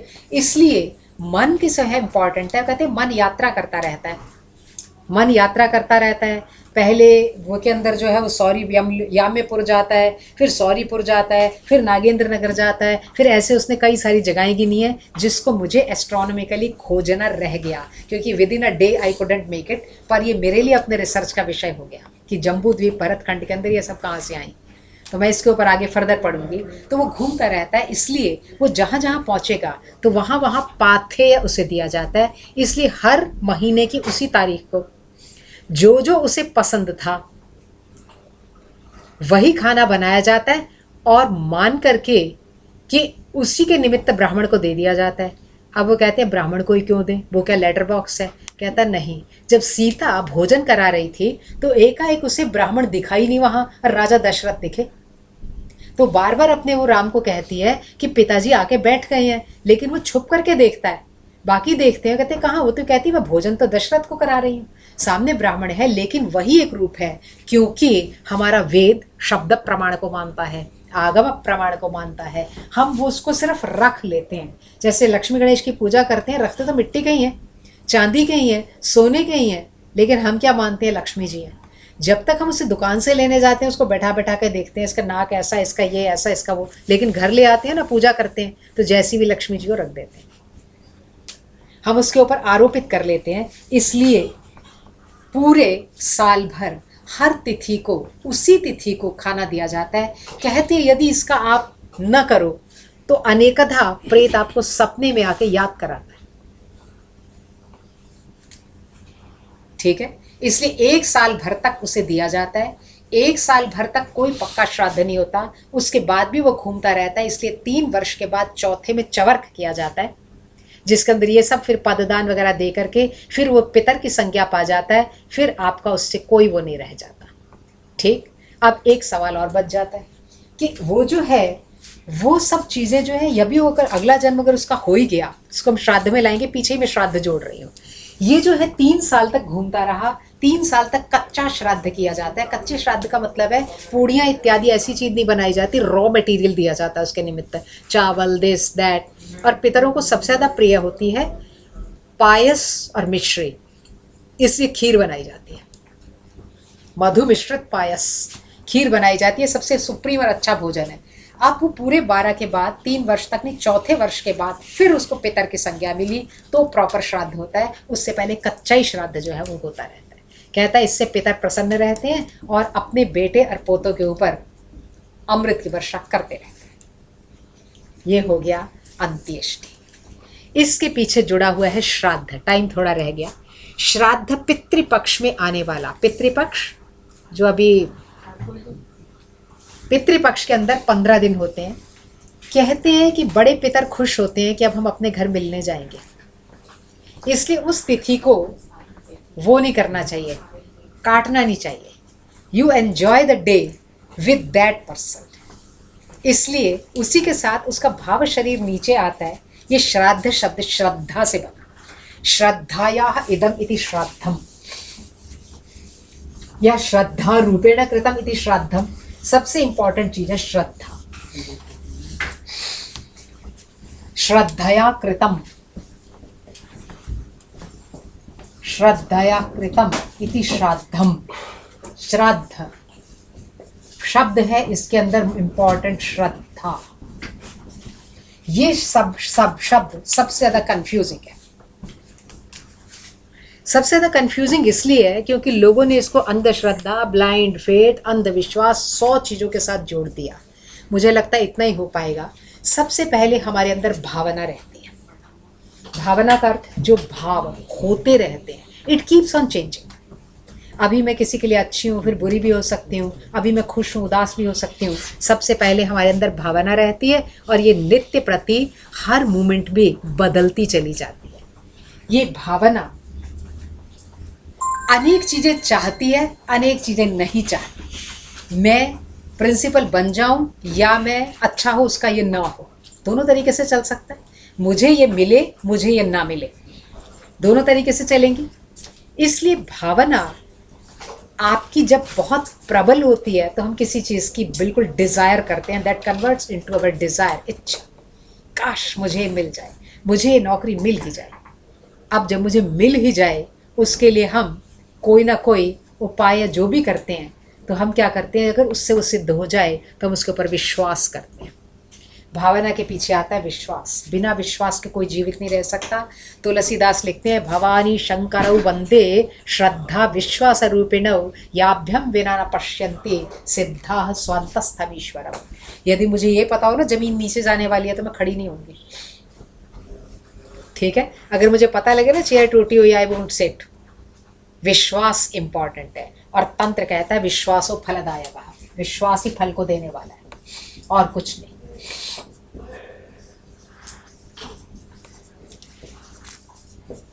विश्वासो फलदायक, विश्वास ही मात्र फल को देता है। विश्वास जहां होता है हम मान लेते हैं वो चीज हो गई। यहां तक भी है, अगर मेरा पेपर हो तो ब्लैक पैंट्स ही पहनो तो काम बन जाएगा। इस हद तक भी छोटा छोटा है, तुम देख लेना। इस हद तक छोटा छोटा विश्वास है कि जिस दिन ऐसे फीते पहने थे ना, ये शू लेसिस थे, उस दिन रेस में पीछे रह गए थे। अब चाहे वो मैच करें ना करें, हम बदल लेते हैं। रिस्क क्यों लेना है? बहुत ही छोटा है। माँ का भी विश्वास है, जब बच्चा चलने लगा, चलो पेपर अच्छा हो जाए, दही के अंदर थोड़ा मिश्री मिला के दे दो, विश्वास है। अब ये विश्वास बने रहते हैं और ये हमारी पार्ट एंड पार्सल हो जाते हैं, लेकिन कईयों को नहीं पचते हैं। अब पचते क्यों नहीं? क्योंकि आप वहाँ रुके नहीं। श्वास, सांस, ये मेरे साथ है तो मेरी जिंदगी है। विशेष रूप से जिसके ऊपर विश्वास करते हैं वो विश्वास में तब्दील होता है, सब विश्वास नहीं करते। अब ये विश्वास ही फल देता है। जैसे टेक एन एग्जाम्पल, मेरी एक फ्रेंड थी, अब तो वो नहीं रही। उसका, वो मेरे घर आ रही थी, रास्ते में एक शाहदरा में एक अजीब सा ना हनुमान का मंदिर है, बहुत फेमस नहीं है, ऐसे ही है। हम भी तब रिसर्चर थे, हमारी नौकरी कहीं पक्की नहीं हो रही थी, तो हम इकट्ठे चल रहे थे। तो इकट्ठे चलते हमने एक रिक्शा ली, बड़ा अजीब सा वो है। उसने बोला अगर मेरी नौकरी पक्की लग गई तो फिर देख, हे भगवान तेरे को प्रसाद चढ़ाऊंगी। सामने वही मंदिर था, कोई सिद्ध मंदिर नहीं है, छोटा सा मंदिर है मार्केट के अंदर। मार्केट के अंदर। अब वो क्या हुआ, बाई चांस उसका जो पहली नौकरी लगी उसकी पक्की हो गई। अब वो इतनी दूर से उस मंदिर के अंदर प्रसाद चढ़ाने के लिए आई, ठीक है। क्यों? उसी मंदिर के सामने ख्याल आया था, ठीक। अब हमारा उसके ऊपर जरा भी बात तो ठीक है, करता तो है भगवान कुछ। अब हमारे जो कैंट के पास मंदिर है वहाँ तो सारे बच्चे यू स्पेशल रुका के खड़े हो जाते हैं और हर पेपर के वाले रुकाते हैं। अब आपका अच्छा हो गया, अब आप अगली बार भी वहीं आएंगे, फिर अच्छा हो गया, फिर अगली बार आए, फिर अच्छा हो गया, फिर अगली बार आए, फिर अच्छा हो गया, 5वीं बार अच्छा नहीं हुआ।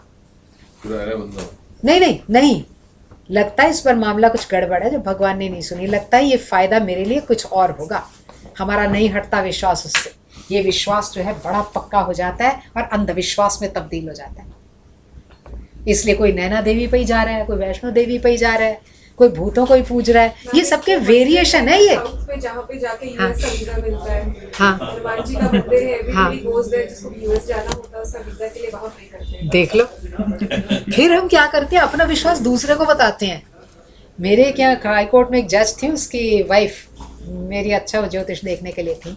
नहीं, चलो साईं बाबा के मंदिर जो दयाल सिंह कॉलेज के पास है, हर हालत में लेके गई मुझको, क्योंकि वो कहती है जज साहब भी जब बड़ा डिसीजन देते हैं तो वहीं मत्था टेकते हैं। अब ये विश्वास कैसे, अगर उन्हें था तो उनका अच्छा होता है, लेकिन मैं उसके बाद गई नहीं। ये विश्वास सबका वेरी करता है। इसलिए भगवत गीता कहती है जो भूतों को भजता है भूतों को जाता है, प्रेतों को भजता है प्रेतों को जाता है। विश्वास एक जन्म से नहीं है, जन्म जन्मांतर के विश्वास है। अतिवाहिक शरीर साथ है, गॉट इट। इसलिए एक जन्म में नहीं होता ये।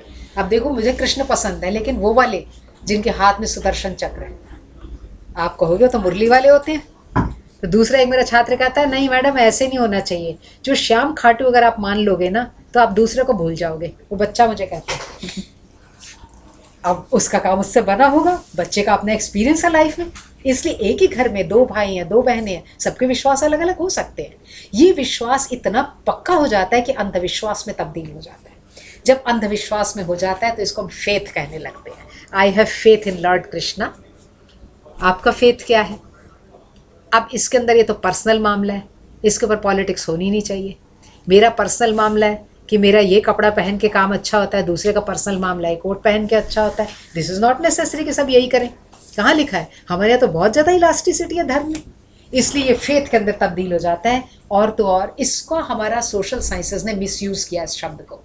और फिर ब्लाइंड फेथ हो गया। आज हम फेथ का अर्थ ले लेते हैं सिखिज्म, हिंदुइज्म, ऐसा कुछ नहीं है। ये आपका इंडिविजुअल मामला है और इंडिविजुअल मामला के अंदर ब्लाइंड हो जाता है। मुझे जब पसंद है वो भगवान कृष्ण, तो आप मेरा क्या कर सकते हैं? आप मुझे बाहर से बंद करेंगे, अंदर से मैं जानूंगी। क्योंकि कुमार संभव में भट्टू आके कहते हैं बड़ा गंदा इंसान है, तो वो तो शिव जी तो बिल्कुल बेकार है, उसको तो पहनने को कपड़े नहीं, तुम उसके साथ जाके क्या करोगे, श्मशान में रहेंगे। वो अपने कान बंद कर लेते हैं। ठीक वैसे ही जैसे कोई ये कहे पुनीता जी आपकी मदर भी क्या चीज़ है, बड़ी फिजूल है, तुम बोलते रहो, आई डोंट लिसन। हम अपने कान पे ढक्कन लगा लेते हैं। ये ब्लाइंड फेथ हो गया। ये ब्लाइंड फेथ धीरे धीरे रूढ़ी और मिथ में बदल जाता है। रूढ़ी और मिथ में बदल गया। पूरे गांव के अंदर ये पेड़ जो है ना, इसके नीचे ब्रह्मा जी रहते हैं। अब जब लड़का सेहरा डाल के चलने लगा ना, तो उस पेड़ के नीचे जरूर रुक जाओ, क्योंकि ग्राम देवता नाराज हो जाएगा। तो क्या जाता है, थोड़ी देर रुक ही जाओ, क्योंकि ग्राम देवता नानी दादी किसके समय से चला आ रहा है। अगर छोटा सा काम करने पे काम बनता है, तो इसलिए ग्राम देवता पॉपुलर हो गए, मिथ्स पॉपुलर हो गई।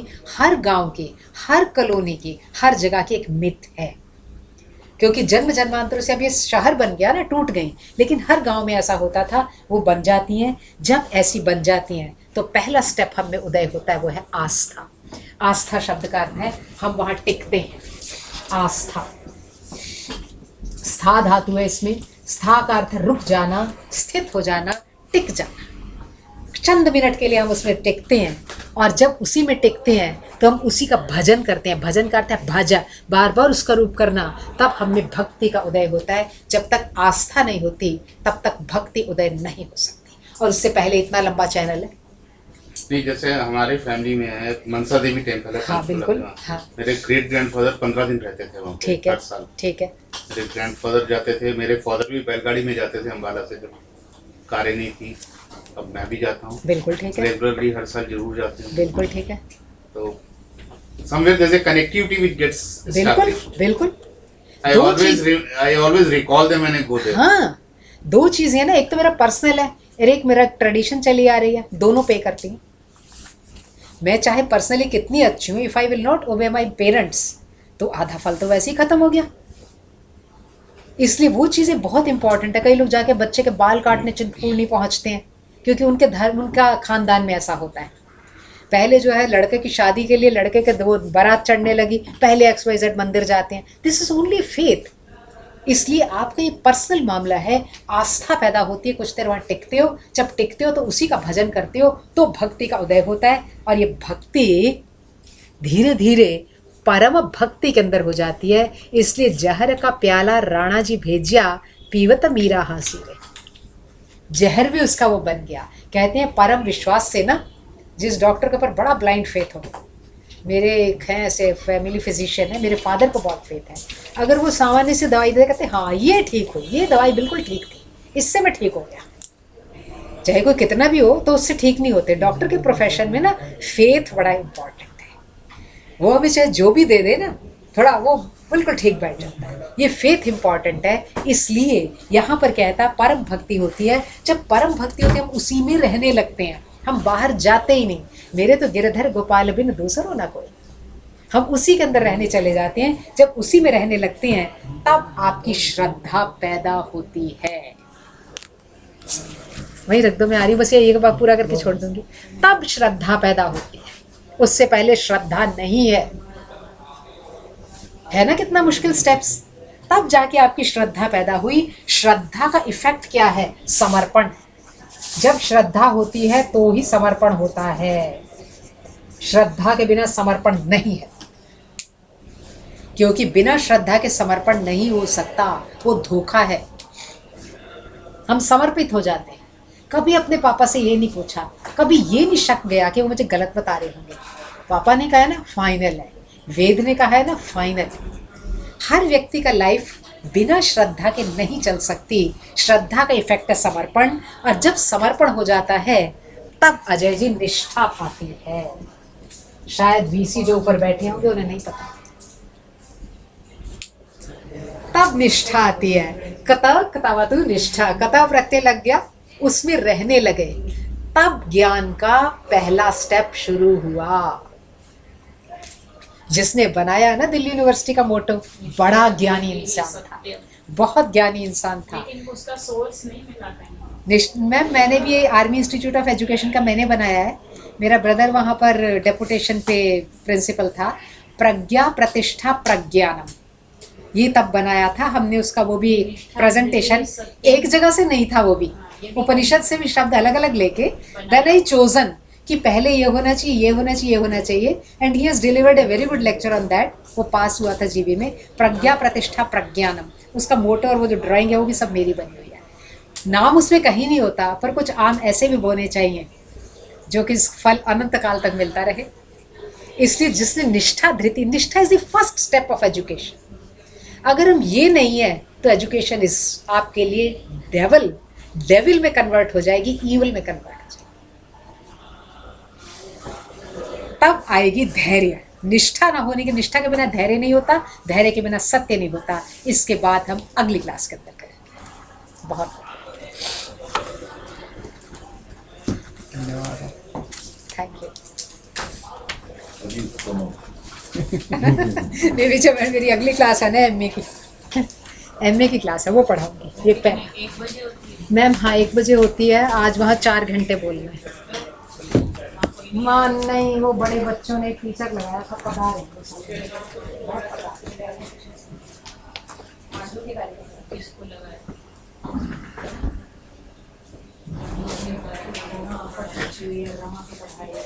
मांडू के कार्यक्रम Notes. इसको पढ़नी है देखो।